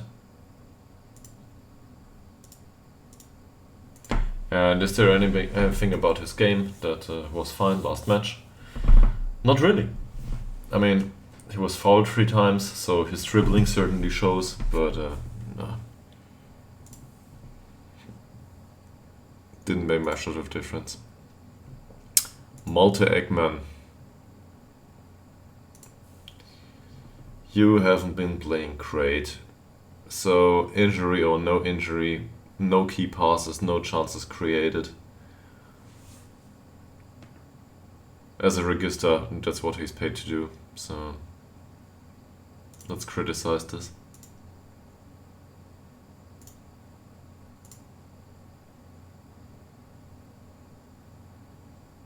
I'll praise his conduct.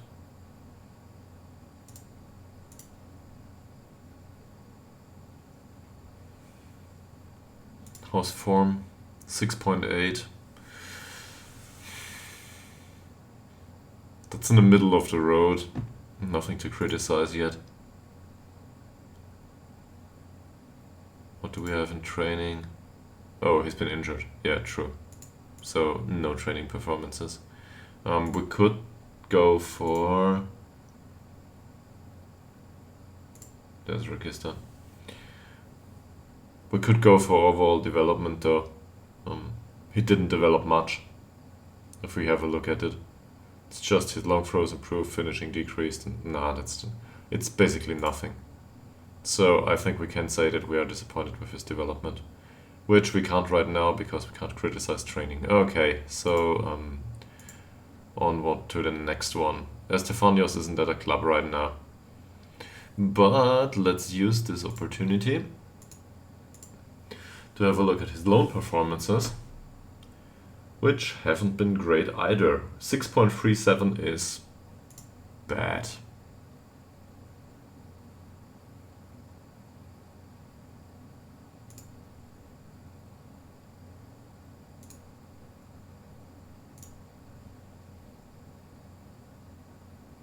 So much for that.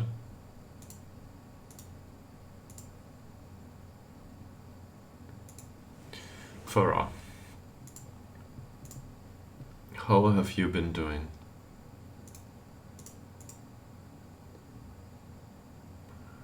He's a wing back for us. Where is it? That's a defensive role. Can look in midfield all I want.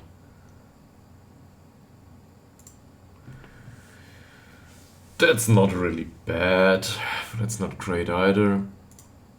Performance-wise, it's fine. I would prefer a better training performance, but okay. His focus certainly paid off to some degree.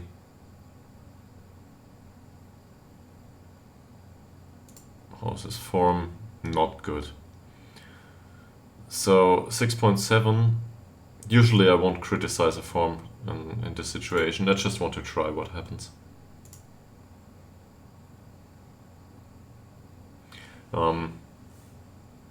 Criticizing his form is these options seem to have a different effect. I think it's fair to say that he can't stay in the first team with this form, and he accepts that. Because for the first team we expected a better difference, better performance. Yeah, have a nice day, Veggie. Glad to have you around. We'll see each other probably soon. Welcome back to the stream anytime.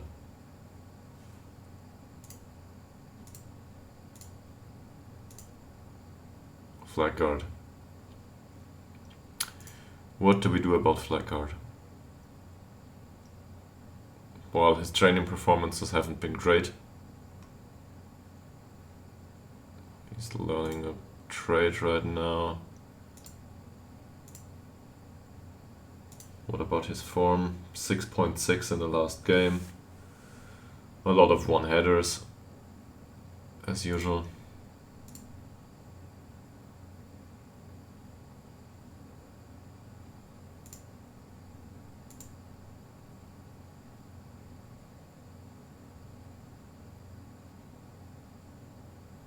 Defensively though, very shaky. So I'm gonna criticize that.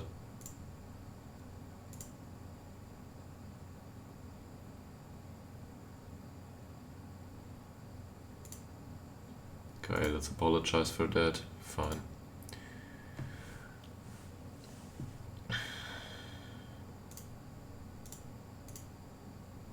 That's the guy who's annoyed about us selling Bob anyway.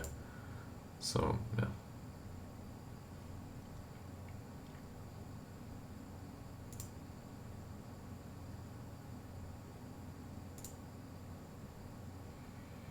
Nila for sale. Development. I don't think it has been that bad. Okay, that's a bit unfair. He's playing ball-winning midfielders, and I don't know. Not for long. He did play as a box-to-box so far, which he did improve in recently. I'm not like excited about his development, but I'm not pissed either. So yeah, let's leave it at that. His last performance was not up to the standard we are used to, or we want to have. Especially the passes. Passes are good, but our strikers need chances. And he didn't create any. That said, 30 or 35, that's well, it's a good stat.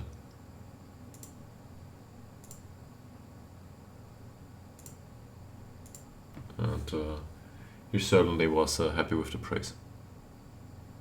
As a captain, we probably, or vice captain, want to congratulate him. And well, I'll go on with this in a second. I'll just go for a bathroom break for the time being. Be right back.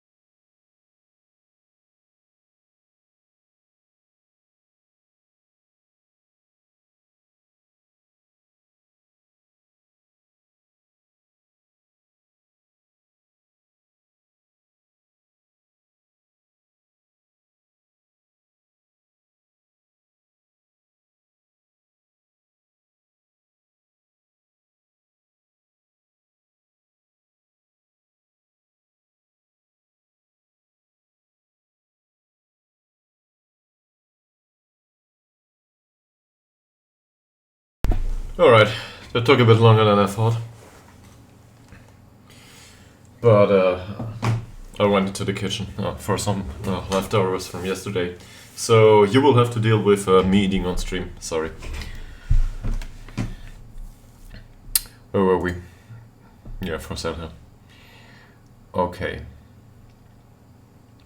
We dealt with him, I think. Ytterhogdals is up next. Progression-wise, not much to say, I think. He did improve a little bit, but not to the degree that I would have wished for. I think we had a look at him earlier. He has been improving overall, right? But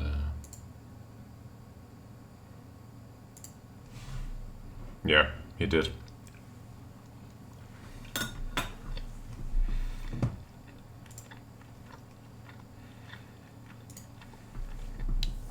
I mean, it's something.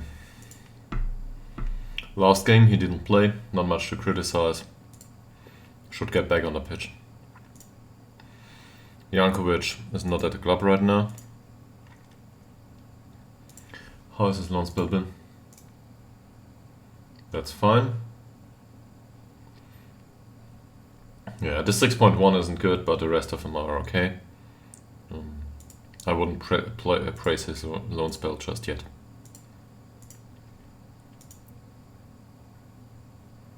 Anything else to do with him? Not really.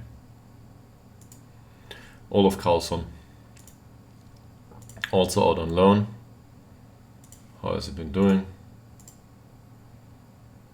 Not good.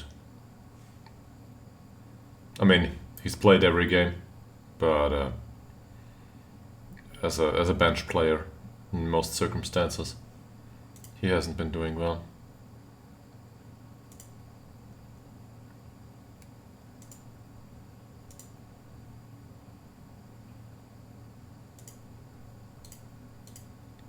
This is one of those we will probably let go.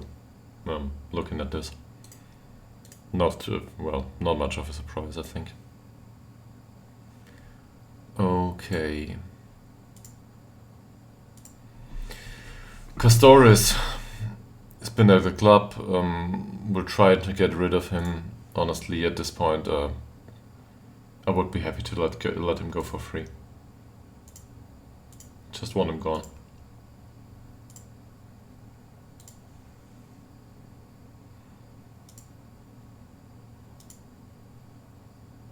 Yeah, that's Karlsson. Here we are. Actually, Karlsson's case, that's well, he did improve a little bit, so let's wait with the decision. We have another optional contract extension here, which is I'm unlikely to follow through with.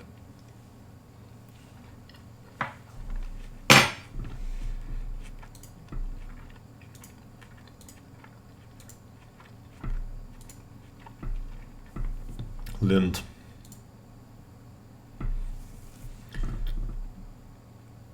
So far, Lind doesn't do well, but that's a bit on us. Well, actually, it's considering how much time on the pitch he got, he's doing okay. But he comes in as a striker, and we want to turn him into a midfielder. So it's my fault. It's not like he's doing anything wrong. Training though, no. But I might have already criticized him for that, and for last game I might criticize the fact that he didn't create many chances. And he accepts that. Form-wise, not much to say, didn't play enough. Mariah da Silva, the first thing that comes to mind is, besides the fact that we want to give him an official warning here, he made too many mistakes for my taste. Funnily enough, he had a lot of interceptions. We might not have seen these on stream in the game. But I'm gonna criticize his form, because his form hasn't been good enough.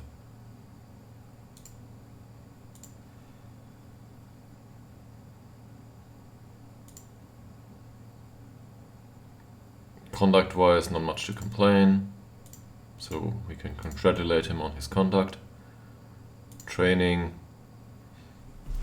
That's not too bad, I think. I really think that's okay.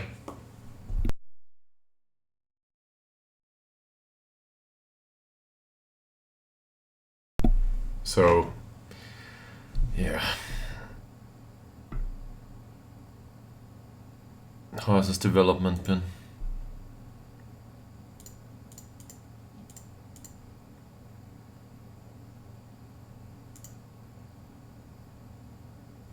It's not bad either.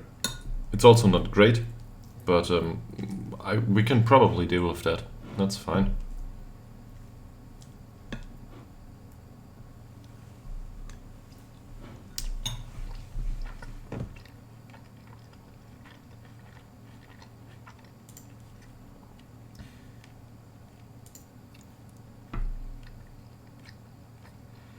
Goma.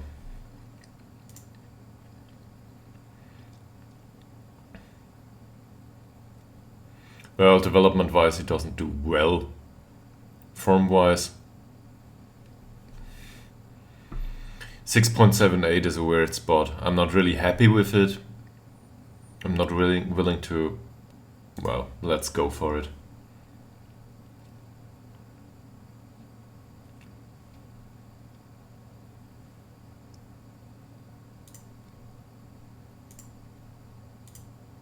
Yeah, he accepts that. So,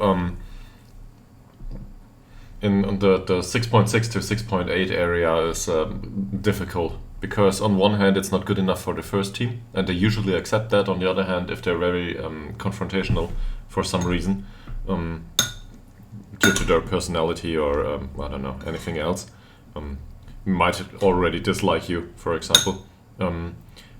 It might happen that they can't accept that their performer hasn't been bad. 6.7 or 6.8 isn't bad per se. It's just not sufficient for the first team.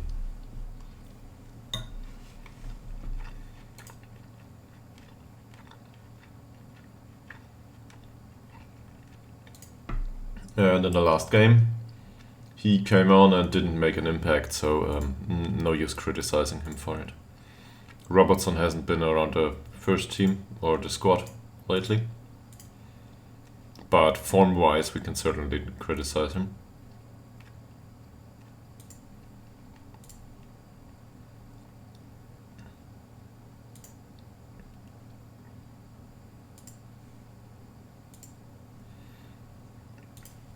Shabanach.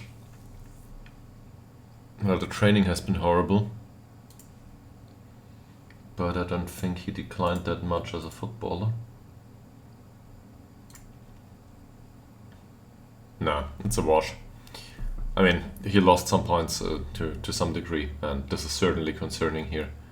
But well, some bumps in the road are to be expected. It's a 22-year-old. How about form? 6.62 is really bad.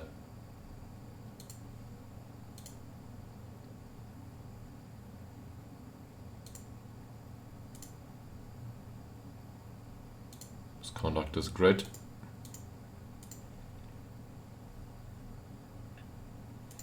Training and development we won't comment on. Well, actually, we probably should.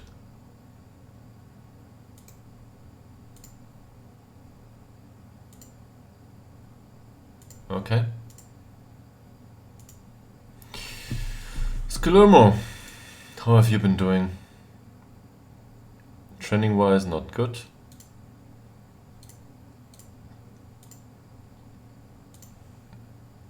Form-wise, actually, that's not too bad, considering we lost that game. I mean, he 2 chances created, 5 key passes. That's certainly enough to be called mediocre, at least. Passing 12 out of 16. He's not been involved very, I don't know, to a large degree in the game here. His form hasn't been bad either.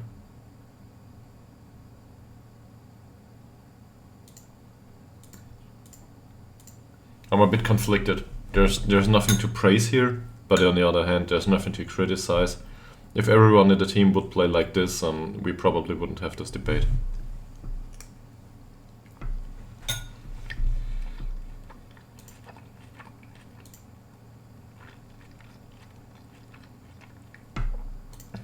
Development is another one. That's probably...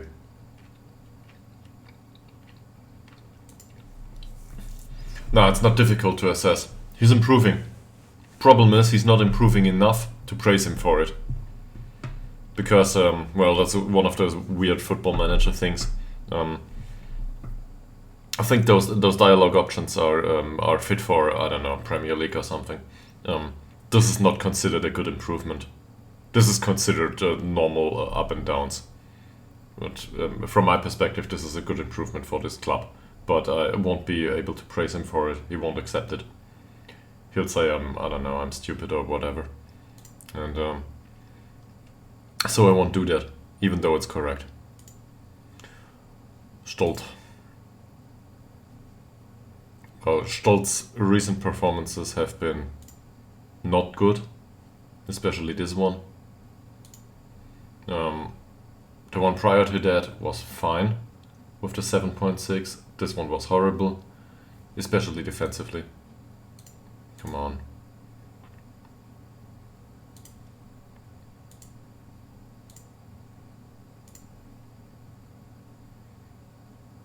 The 6.66, similarly, his recent form isn't good. So let's be abundantly clear to about that. And contact-wise, not much to complain. It's fine. Swan, now we're getting somewhere. So the last game doesn't count. The last 10 minutes, form-wise. Also, he did create. He had 2 key passes in 10 minutes. That's actually good. But I'm not gonna be complimentary about stuff here. He's got a good conduct. It's okay. Is there anything to say about him? Training progress. There's a Metzala or a Shadow Striker, depending. Where is it? There's Shadow Striker. Well, that's not great, but it's not horrible either. And Metzala, same. So I'd argue that we expect more of him as a captain. He didn't develop much, so I'll tell him that.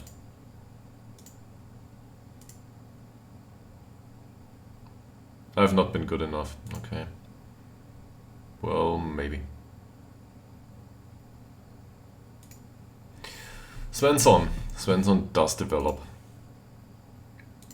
But even this, I'm not sure if this is considered a good development. Slight improvement isn't good development in Football Manager terms. So let's not comment on that. Let's comment on the training performance instead. We can't do that. Already did, probably.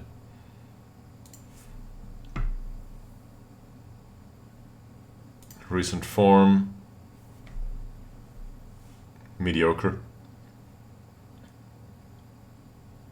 And how was his last game? 6.6. So he came on in the 66th minute. True, he didn't have time, a lot of time to impact the game, but for a Regista, that's not a heavy amount of passing, so he wasn't involved, and no key passes. So I want him to create chances, so let's tell him that. Tillander was on the pitch for like 10 minutes in the last game. No, it was a bit more.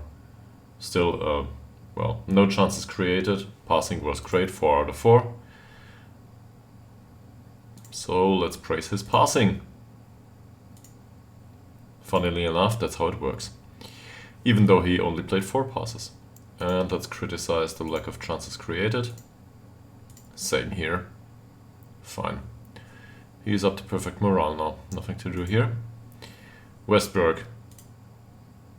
Training performance has been not good.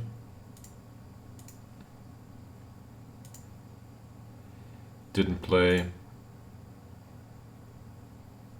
Yeah, it's okay. Wickberg, now we're getting somewhere.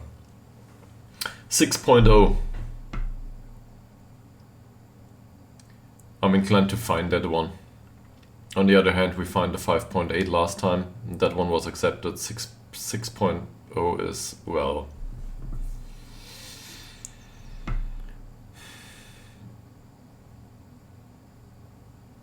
it's borderline fine worthy. That said, we can't do either.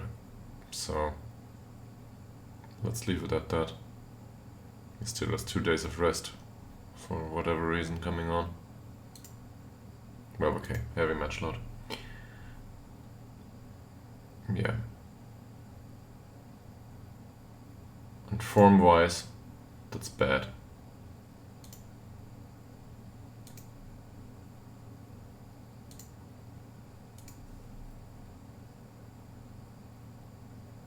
No, no, no. Last game. I think he had, well, 3 interceptions. Tackling was fine. His heading was fine. It's not like he, stat-wise, it's not like he did anything wrong. I don't expect much better passing from my central defenders.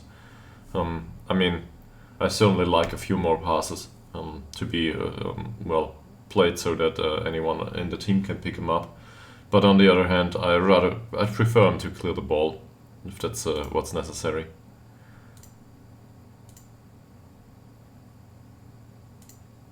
Okay. Didn't accept that, and that's probably because his defensive performance wasn't... I mean, he told me I criticize it too much. Well, he should probably play better. But on the other hand, it looks a bit like he's been very unlucky in that regard. Don't know where this 6.0 rating comes from, other than he didn't do anything to, well, to make sure that we don't concede these goals. Women. Well, that certainly isn't fine.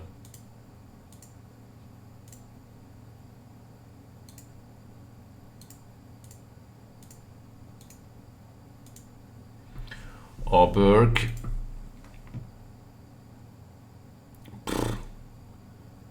Training is crap. Didn't play recently. 6.92 isn't to be concerned.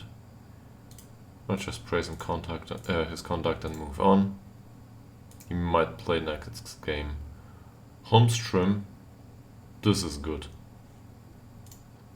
Even though it's not much. Last game came on at minute 66. Won a bunch of his headers. I mean, we should have praised his form earlier. For now, I'm not sure.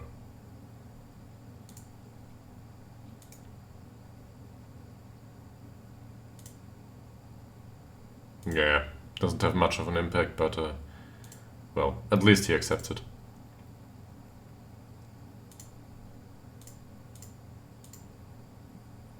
It's contact-wise, training development. Well, that certainly looks great, but as I mentioned, Football Manager is weird in that sense.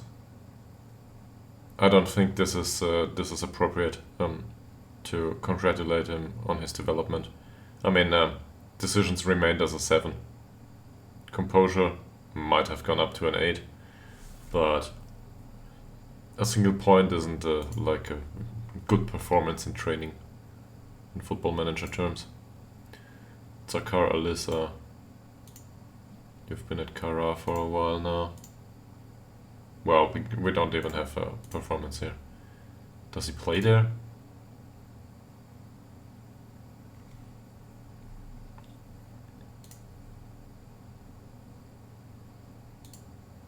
Great.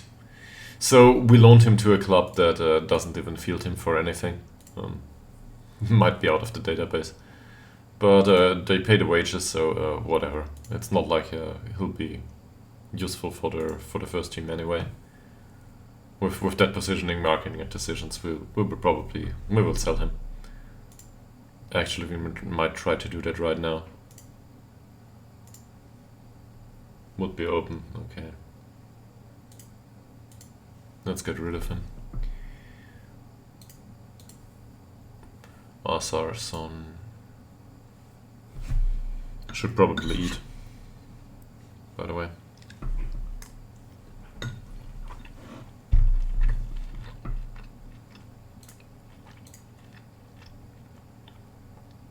Okay.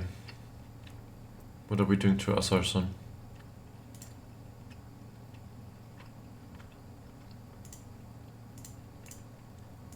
Conduct has been fine.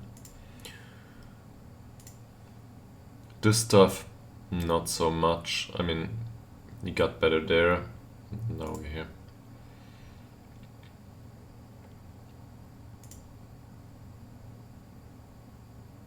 He's been doing okay.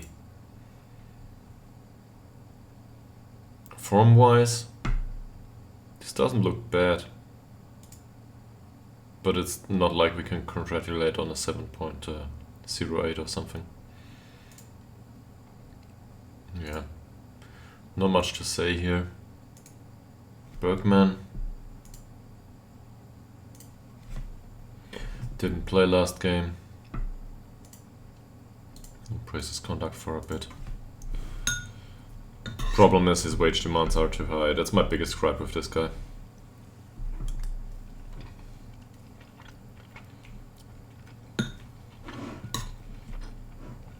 The rest of it I can deal with it. Even I'm not convinced quality-wise of this guy due to his low finishing and stuff, and also for his role. It's not like he has superior stats or something.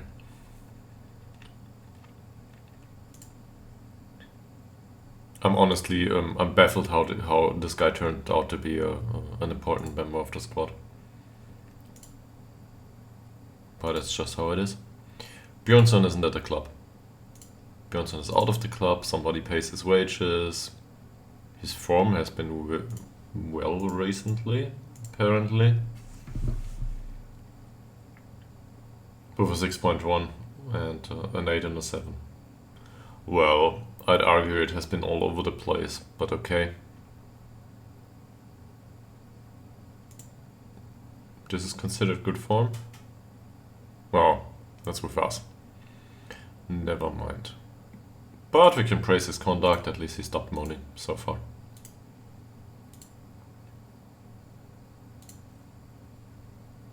Considering his options, blah blah. Oh. I'm his favorite personnel. I have no idea why. So maybe his loan spell cured him of his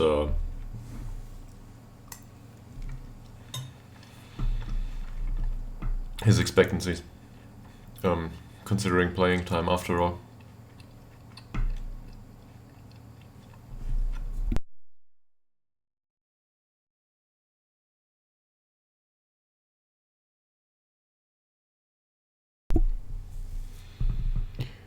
Okay, next.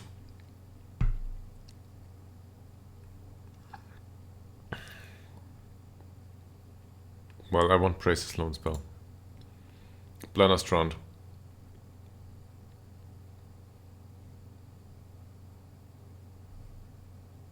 His recent form hasn't been great, but not good enough to criticize. Or not bad enough to criticize. Same with the last game. Not much to tell, I think we were already here. This guy. Yeah, okay, we've been here. We're through.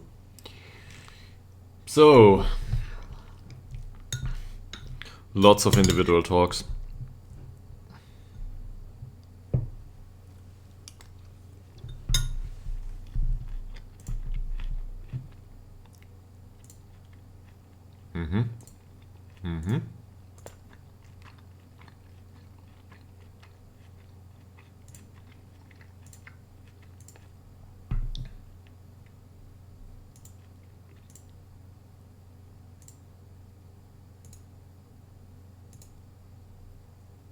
Okay. That should, I think it influenced work rate here, which is great. And no effect.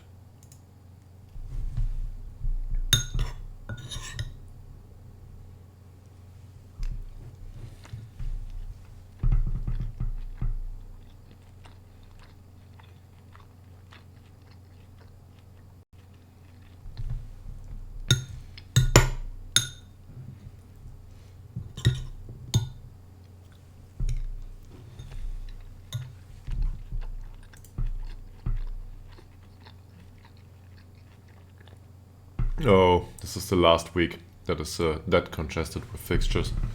Afterwards, it will get better. So we might have the possibility to train in some attribute stuff there.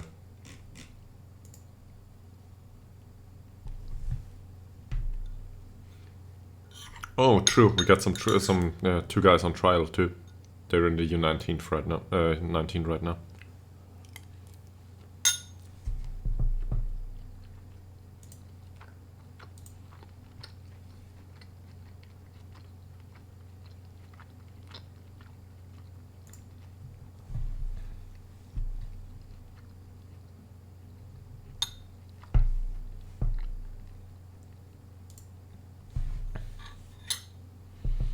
Nobody wants to sign Castores. It's not, that's old news. He set up a goal, that's fine.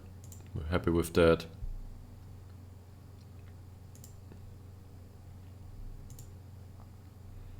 Well, and Forsell having perfected his ability as a, well, as a central midfielder, that's not surprising. I don't want that. Give me the summary.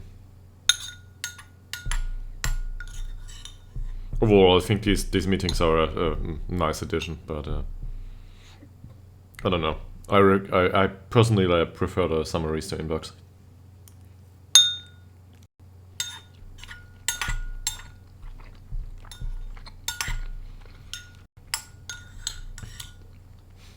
Sounds like real life to me.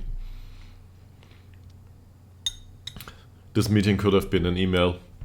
That's something most people can probably identify with.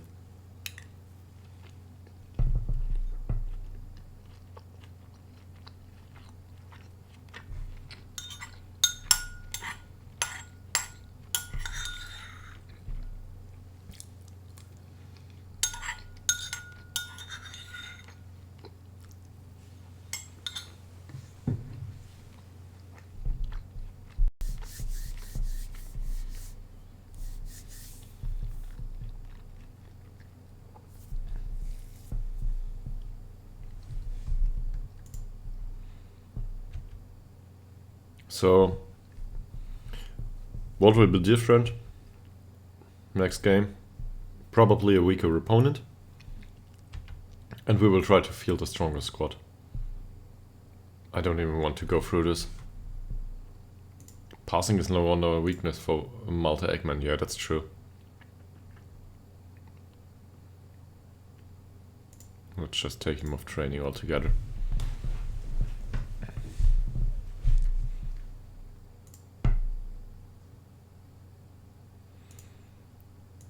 Strength is a weakness of Mario Högberg.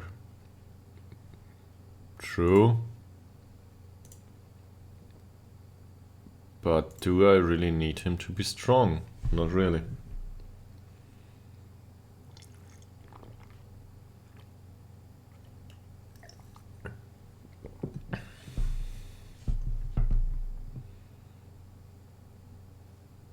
How big is this guy?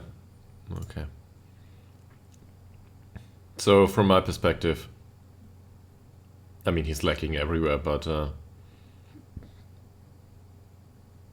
primary problem with him is probably that his dribbling, first touch, and technique. His dribbling and first touch are bad. His acceleration and pace are bad too. Same for a bunch of other attributes. But with the ball, we can't let him run. Whilst I'm I'm looking at physicals and thinking, okay, let's just train quickness here. These will probably improve at some point. Technicals, gotta train that.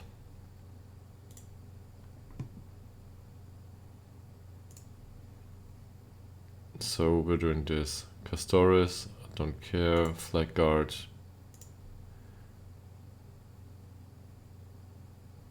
Nah.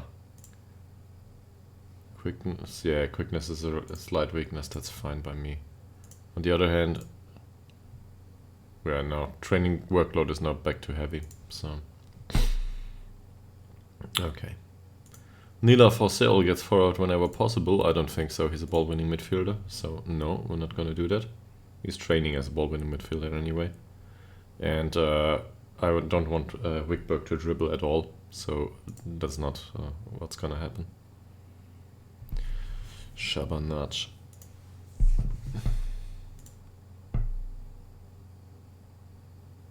With the free kick taking, there are many better options. Oh, that's for throw-ins. Well, that's a positional decision.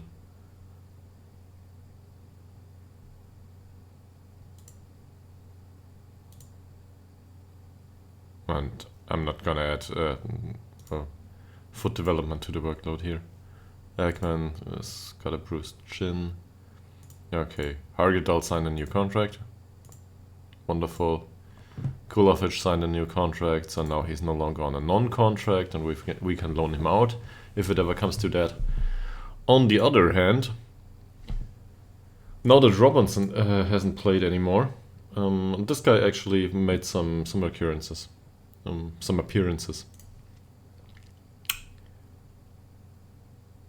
It's not much, but it's something. And Talander too. Great. Match conference.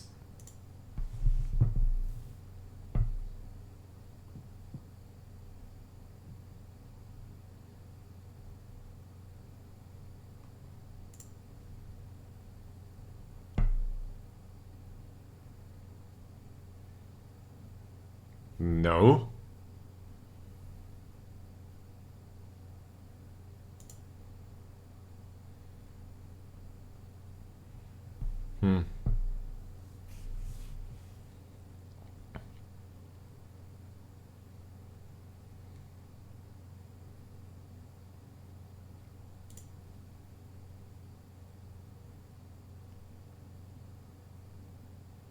His impressive training performances of 6.85.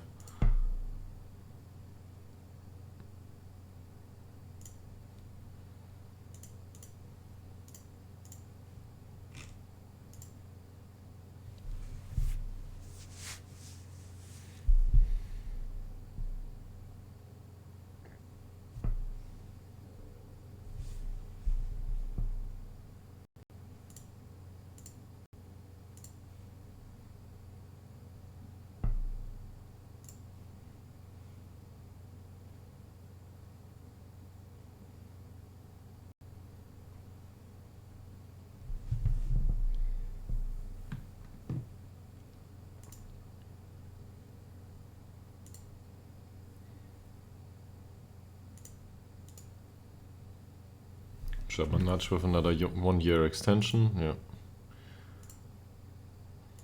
We agreed upon that. This is unimportant so far. That's Gustav Hedin. Could be interesting. He's on a non-contract. Is he better than Dobrev? Maybe.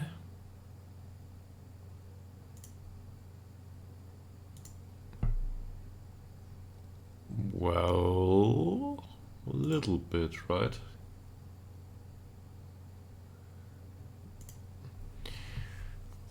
His dribbling isn't as good, but he's a bit faster.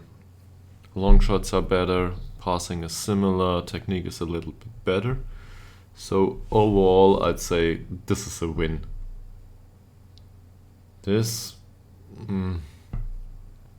Decisions are worse, composure is a tiny bit better, but well, both bad. Off the ball movement is worse. He might be able to compensate physicals wise with that. Vision is better, work rate is similar, a bit weaker. I think he might be an improvement. Dobrov is already 21, so that's also of concern. I'd be willing to sign this guy with a very bad contract, and not as a regular starter, but as a replacement for Tillander.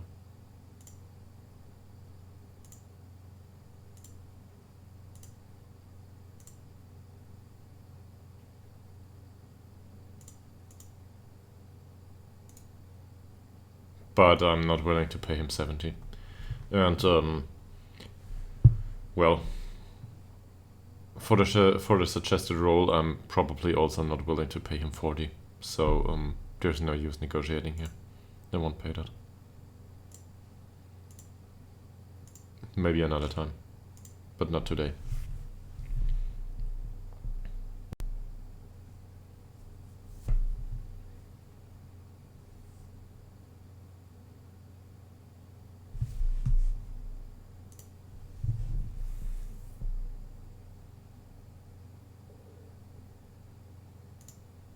We are told to recall David Bjornsson,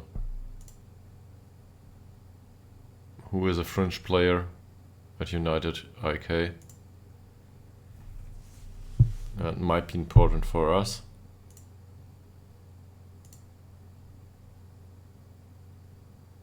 Yeah, that's the thing. So I would like to keep him around. On the other hand, he has a few notable weaknesses. There have been certain things in the past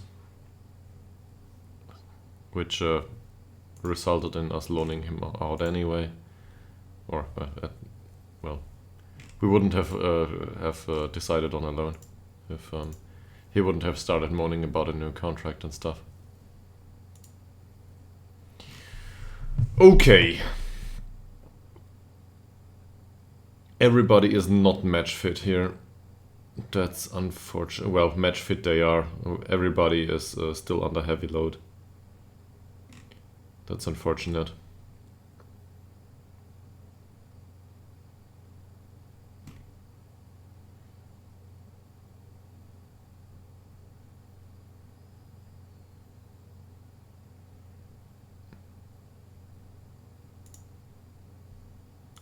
And I don't think Eggman should be on the bench in this case.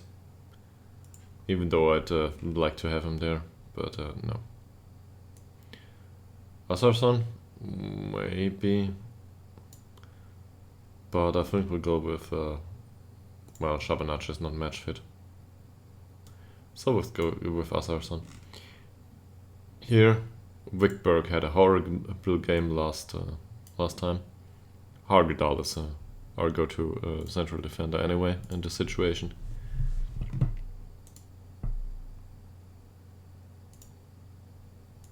Yeah.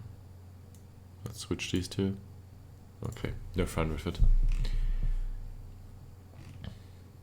And in offense, Skiloma didn't do too bad. So let's put him in and get Bergman a place on the bench. No need for Dobrev. Auberg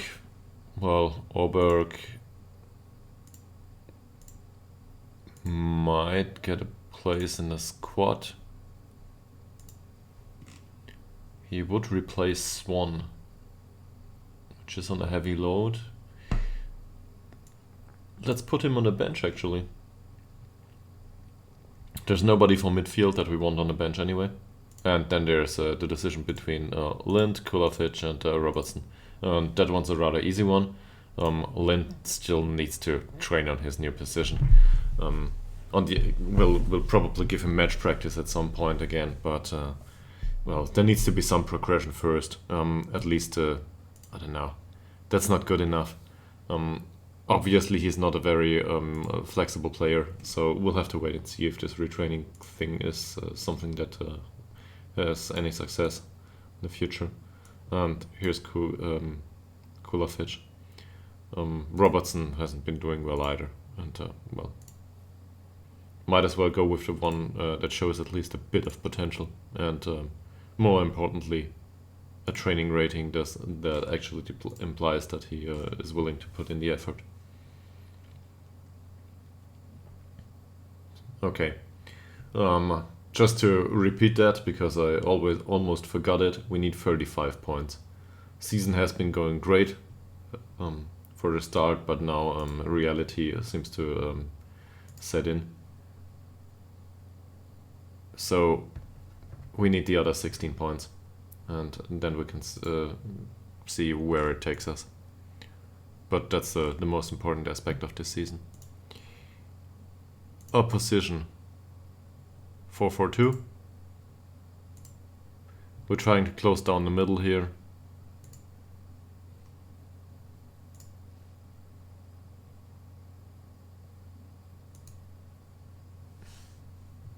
What do we have here? This guy needs to be tackled out of the game. He has bad off the ball movement. He's fast. So tight mark him and be hard on him. Jonathan Gren, better off the ball movement. Still, that's a case for a tight mark, I'd say. Flair isn't great. Yeah. Who are you? I think that's someone to close down. They probably want me to tight mark him here. Nah, triggering a press. Okay, I agree with that. Same goes for Lucas on the other side.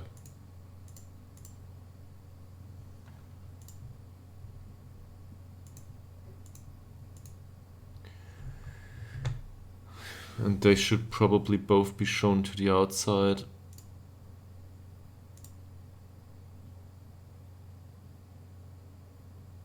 I mean, this guy cuts inside from the left wing, so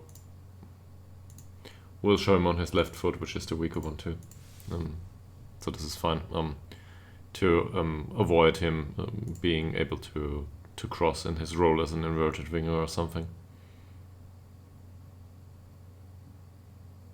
I actually think this is a good player.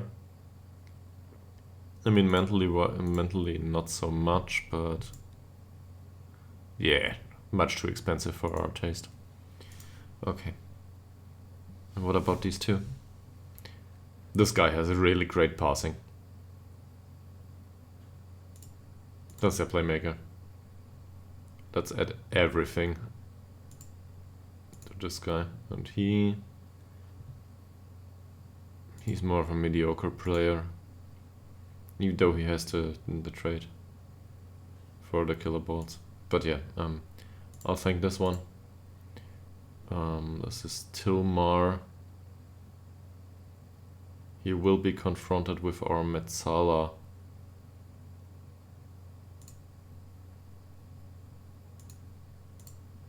Always press him. He's not a strong guy. And we can show him on his weaker foot. Going back to tactics in general, that means that Swan would need to mark Tilmar.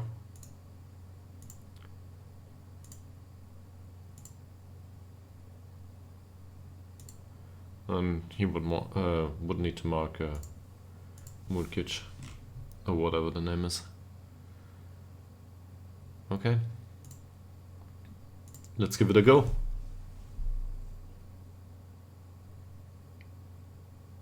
I would be nervous about that too. Whoever that is.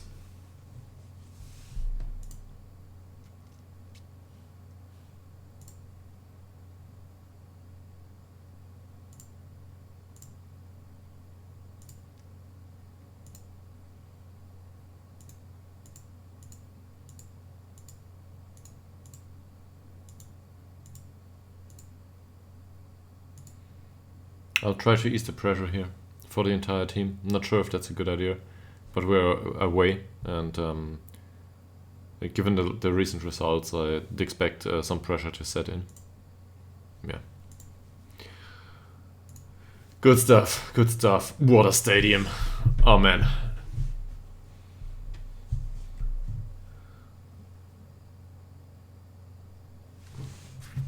So we're playing a big club, as it seems.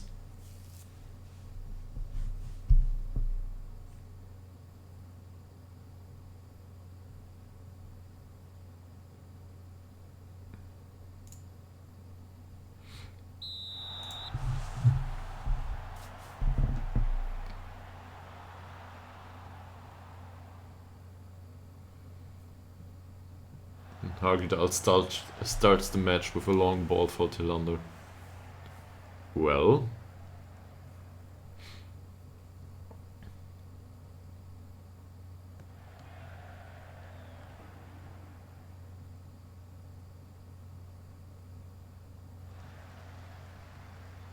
Wonderful pass. Ah, that would have been a start into the game.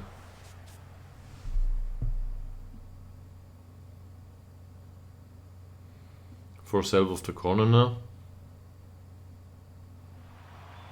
On Hagedal, which heads it very closely.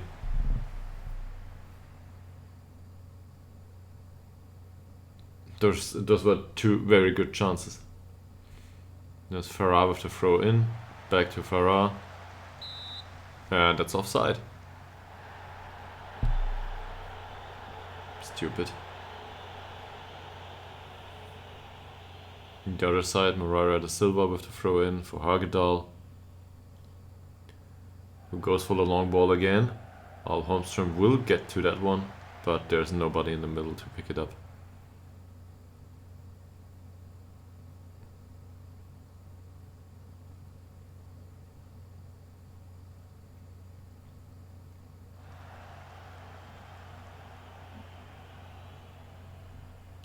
Tillander nearly got the ball there. Yeah, so midfield pressing seems to work so far.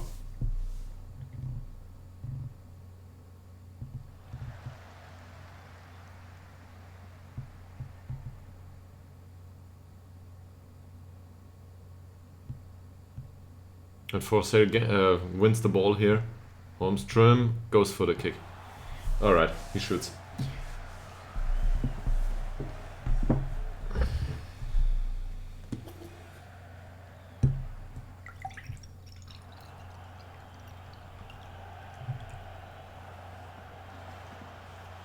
They win the ball in the midfield. Holmström on its own. Still on his own. Ah! And he misses the target. Man.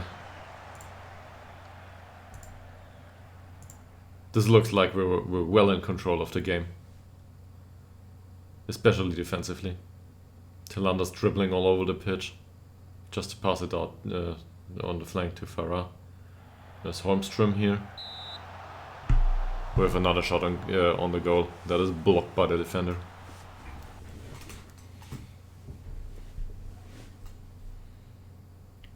Now we got a corner.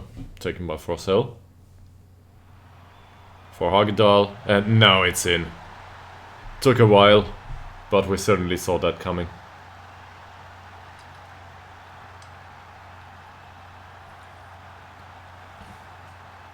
And at this point in the match, we can probably say this is well deserved.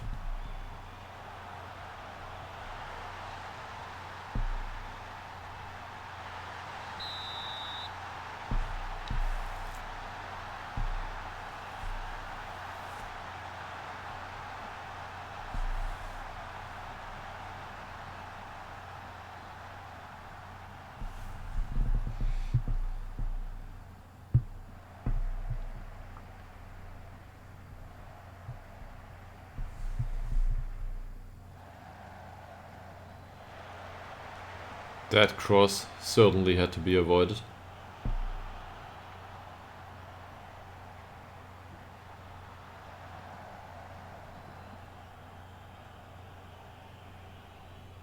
Yeah, Flagart just clears the ball. which comes back immediately, but no, it's an offside. We got a throw in here by Farah for Swan. Again with Farah, who passes it to Skillermo. He flanks, and Talander with the ball that went on goal, but the keeper caught it.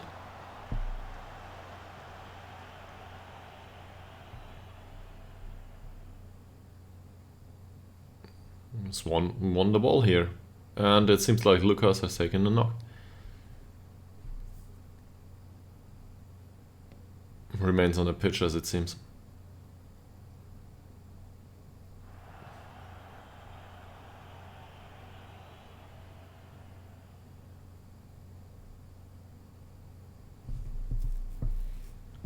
Very long ball by Forcell.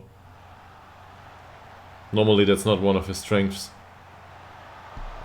Two additional chances, both taken by Talander. But he wastes them both. Unlucky. This long ball by Fleckart for Skillermo. Hasn't been enough. Skillermo straight into the offside area there. Got a free kick against us. And that's the first chance of the game. For them. Skillermo with the cross for Talander. Doesn't get at the end of it, but we get a corner. So maybe this corner will finally resolve the current match momentum. 0-1 doesn't seem like it's enough. Swan crosses it in. And that was another close one. Good chance.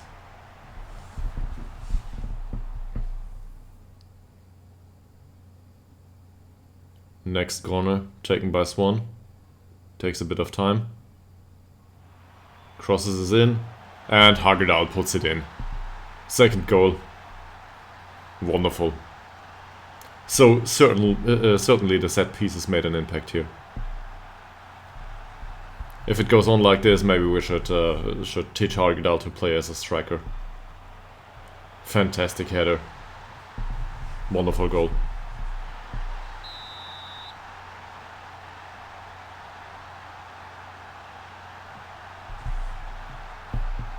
So now it's looking like we're well in control.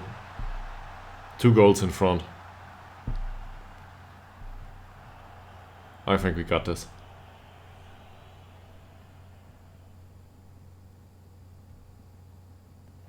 Zizovic with a free kick.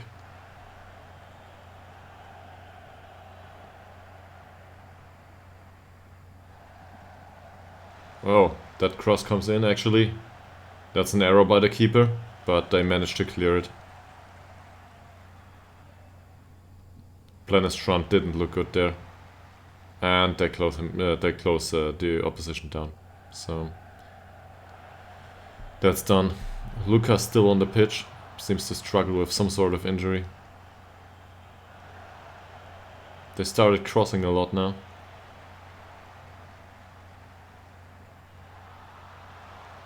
Yeah, that's a well. It certainly didn't look very confident, that squad. That shot.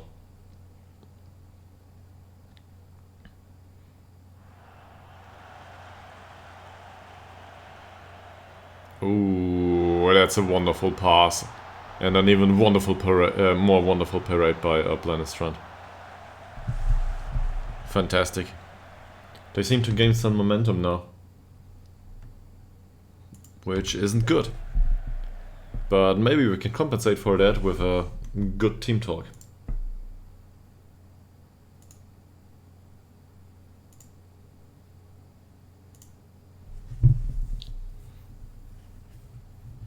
Some of these players certainly could improve, but I'm not gonna want them right now. They're already, well, they like the feedback. Let's put it that way.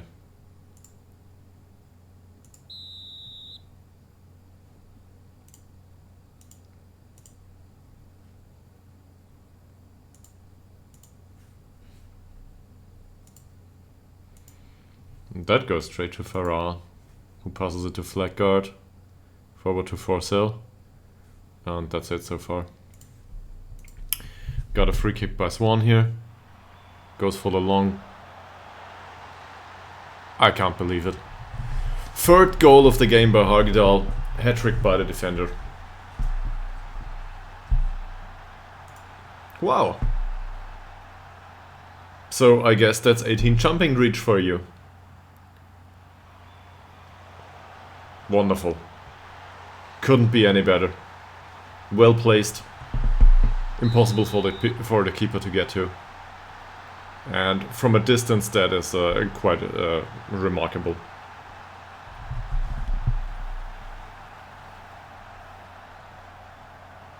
So Ytterhogdal is now on 9.5 rating. And there comes the long ball for Tillander. Can they score another one? For Skalomo, who fails to put it into the net.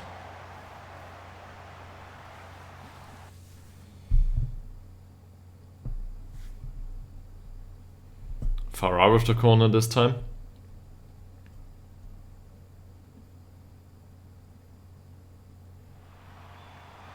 For Ytterhogdal, back to Skalomo, Forcell in the penalty area. Wow, that certainly wasn't dangerous.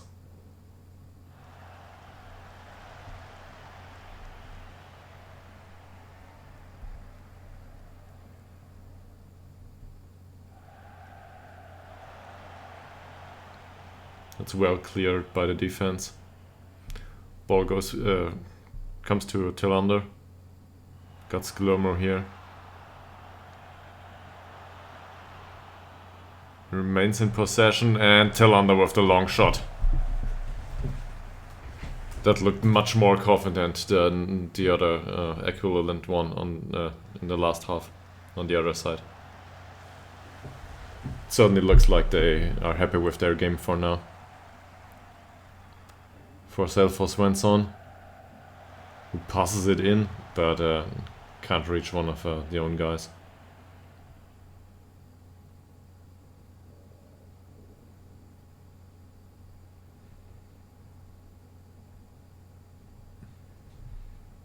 Well, that's a very good long ball again, and got a corner here.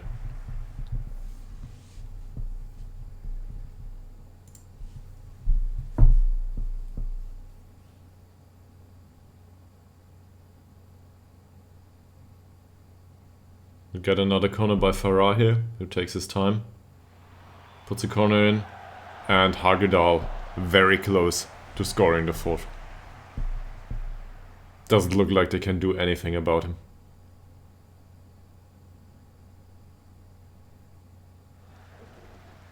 We're now 66 minutes into the game.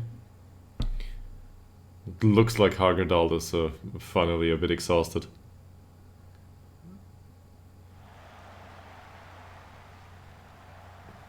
That's probably unsurprising. And it shows here. And we concede one.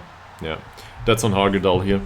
So, while I like to keep him on the pitch for, well, his 3 goals, he certainly, well, he's not ready to play for for the entire 90 minutes. It's just how it is. So, we'll bring Ngoma on here.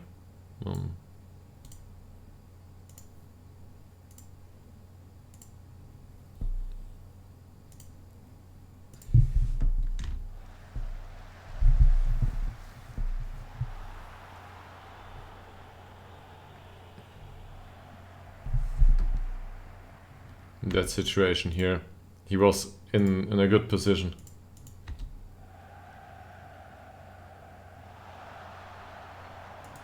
I don't know.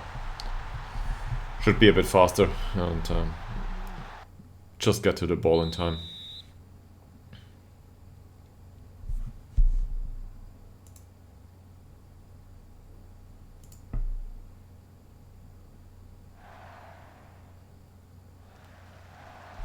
They probably won't like that I took off the player that scored a hat-trick, but well, he was exhausted, so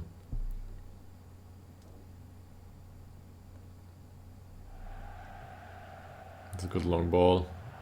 But Planet's front comes out of his area to claim it.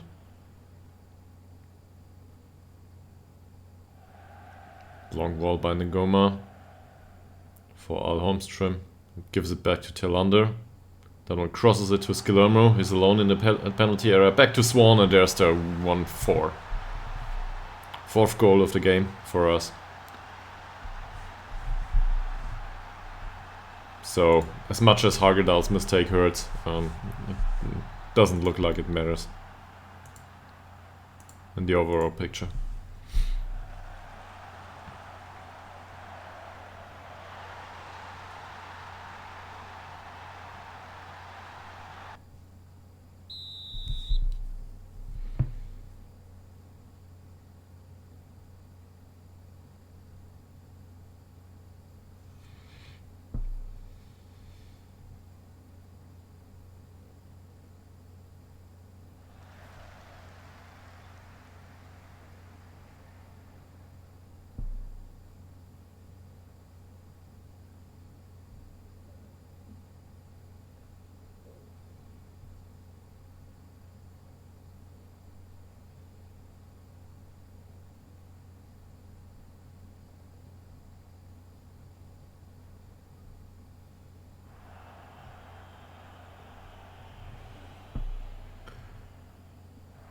So, with the pass for Holmström here.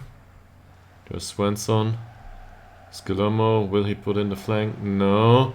Swan again with a great situation and another chance. And he takes the second of the game for him and the fifth for us. Wonderful game. Given that we're well in control, I think it's reasonable to substitute a few people here. Especially Swan. This is no longer viable. Should be a Metsala here. And on the other side, well, Kulafic can use the match practice, so we'll give him a go. Bergman, Asserson, Stolt, I don't think any one of those has to play. We'll probably see it through like that.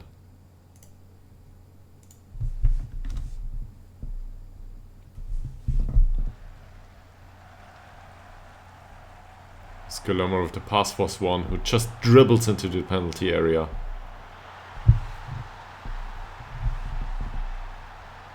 And skips the ball past the keeper.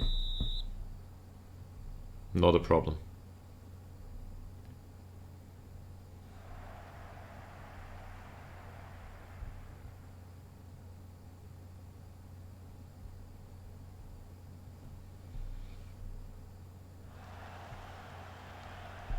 Well intercepted, and now it just clears it. Doesn't matter.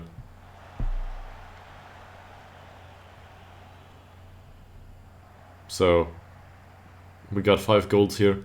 They had 1 shot on target, and that one was in.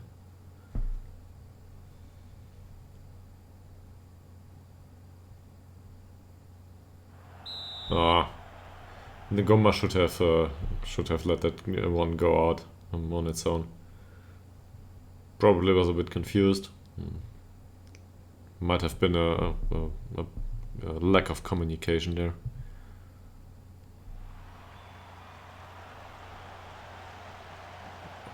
That wasn't a bad shot. Talanda's going for it. No, can't reach it.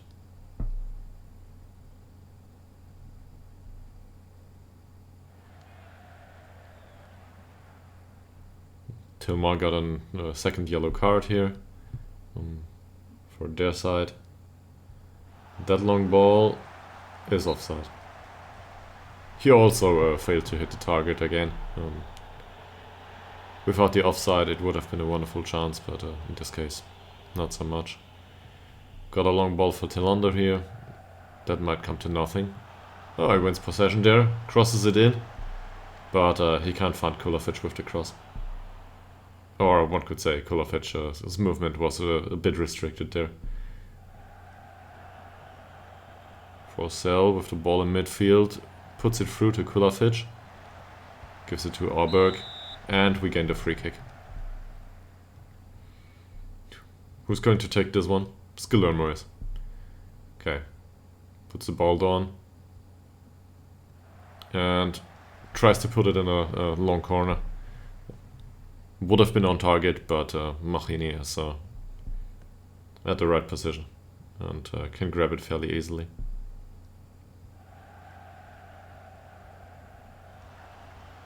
Oh!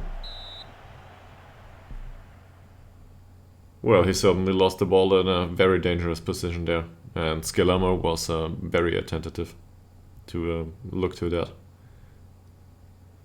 So there's another corner here, taken by Farah. No Ytterhogdals there. Flaggard can't replace him just yet, but the header was on target. Just didn't manage to beat the keeper.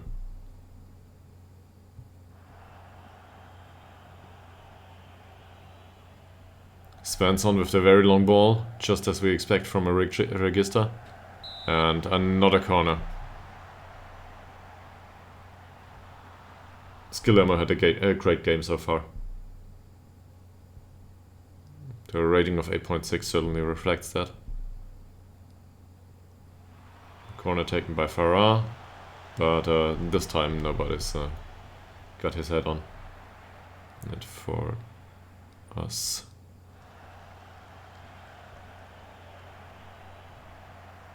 Okay. So, in the closing stages of this game, I think we can already reflect on the game. This was very good. Ytterhogdals basically won this game by himself. They get another shot here, but it doesn't matter.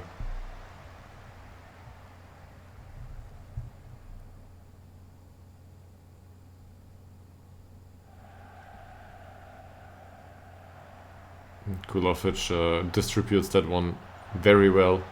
Same for Arberg, goes for Tillander, and Arberg hits the post. So we nearly scored a sixth.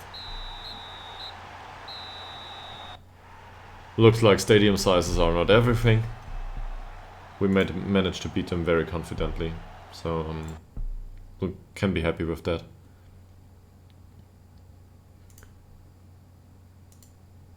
Yeah, this is probably one of the best games of the season.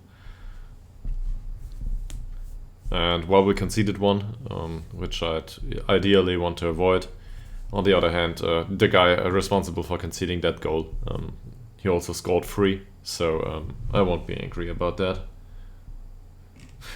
Decent result.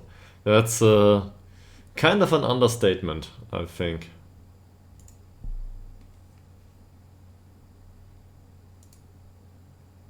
Yeah, well, he's on form, that's for sure. Okay. We'll replace that performance later on, maybe. We might have to remind him prior to the next match. Alright. This means we're now 4th in the league. We have 22 points, which is 13 points to go until non-relegation is secured. And we can probably be happy with it. So for this stream, we got 2 games so far, 1 lost, 1 won. I think that's looking fine. We got around to doing a lot of contract negotiation stuff. Yeah. Next opponent is Dalkurd FF, which lead the league so far. That's gonna be a very hard one. It's a home game, but still, I think we'll have our problems with that.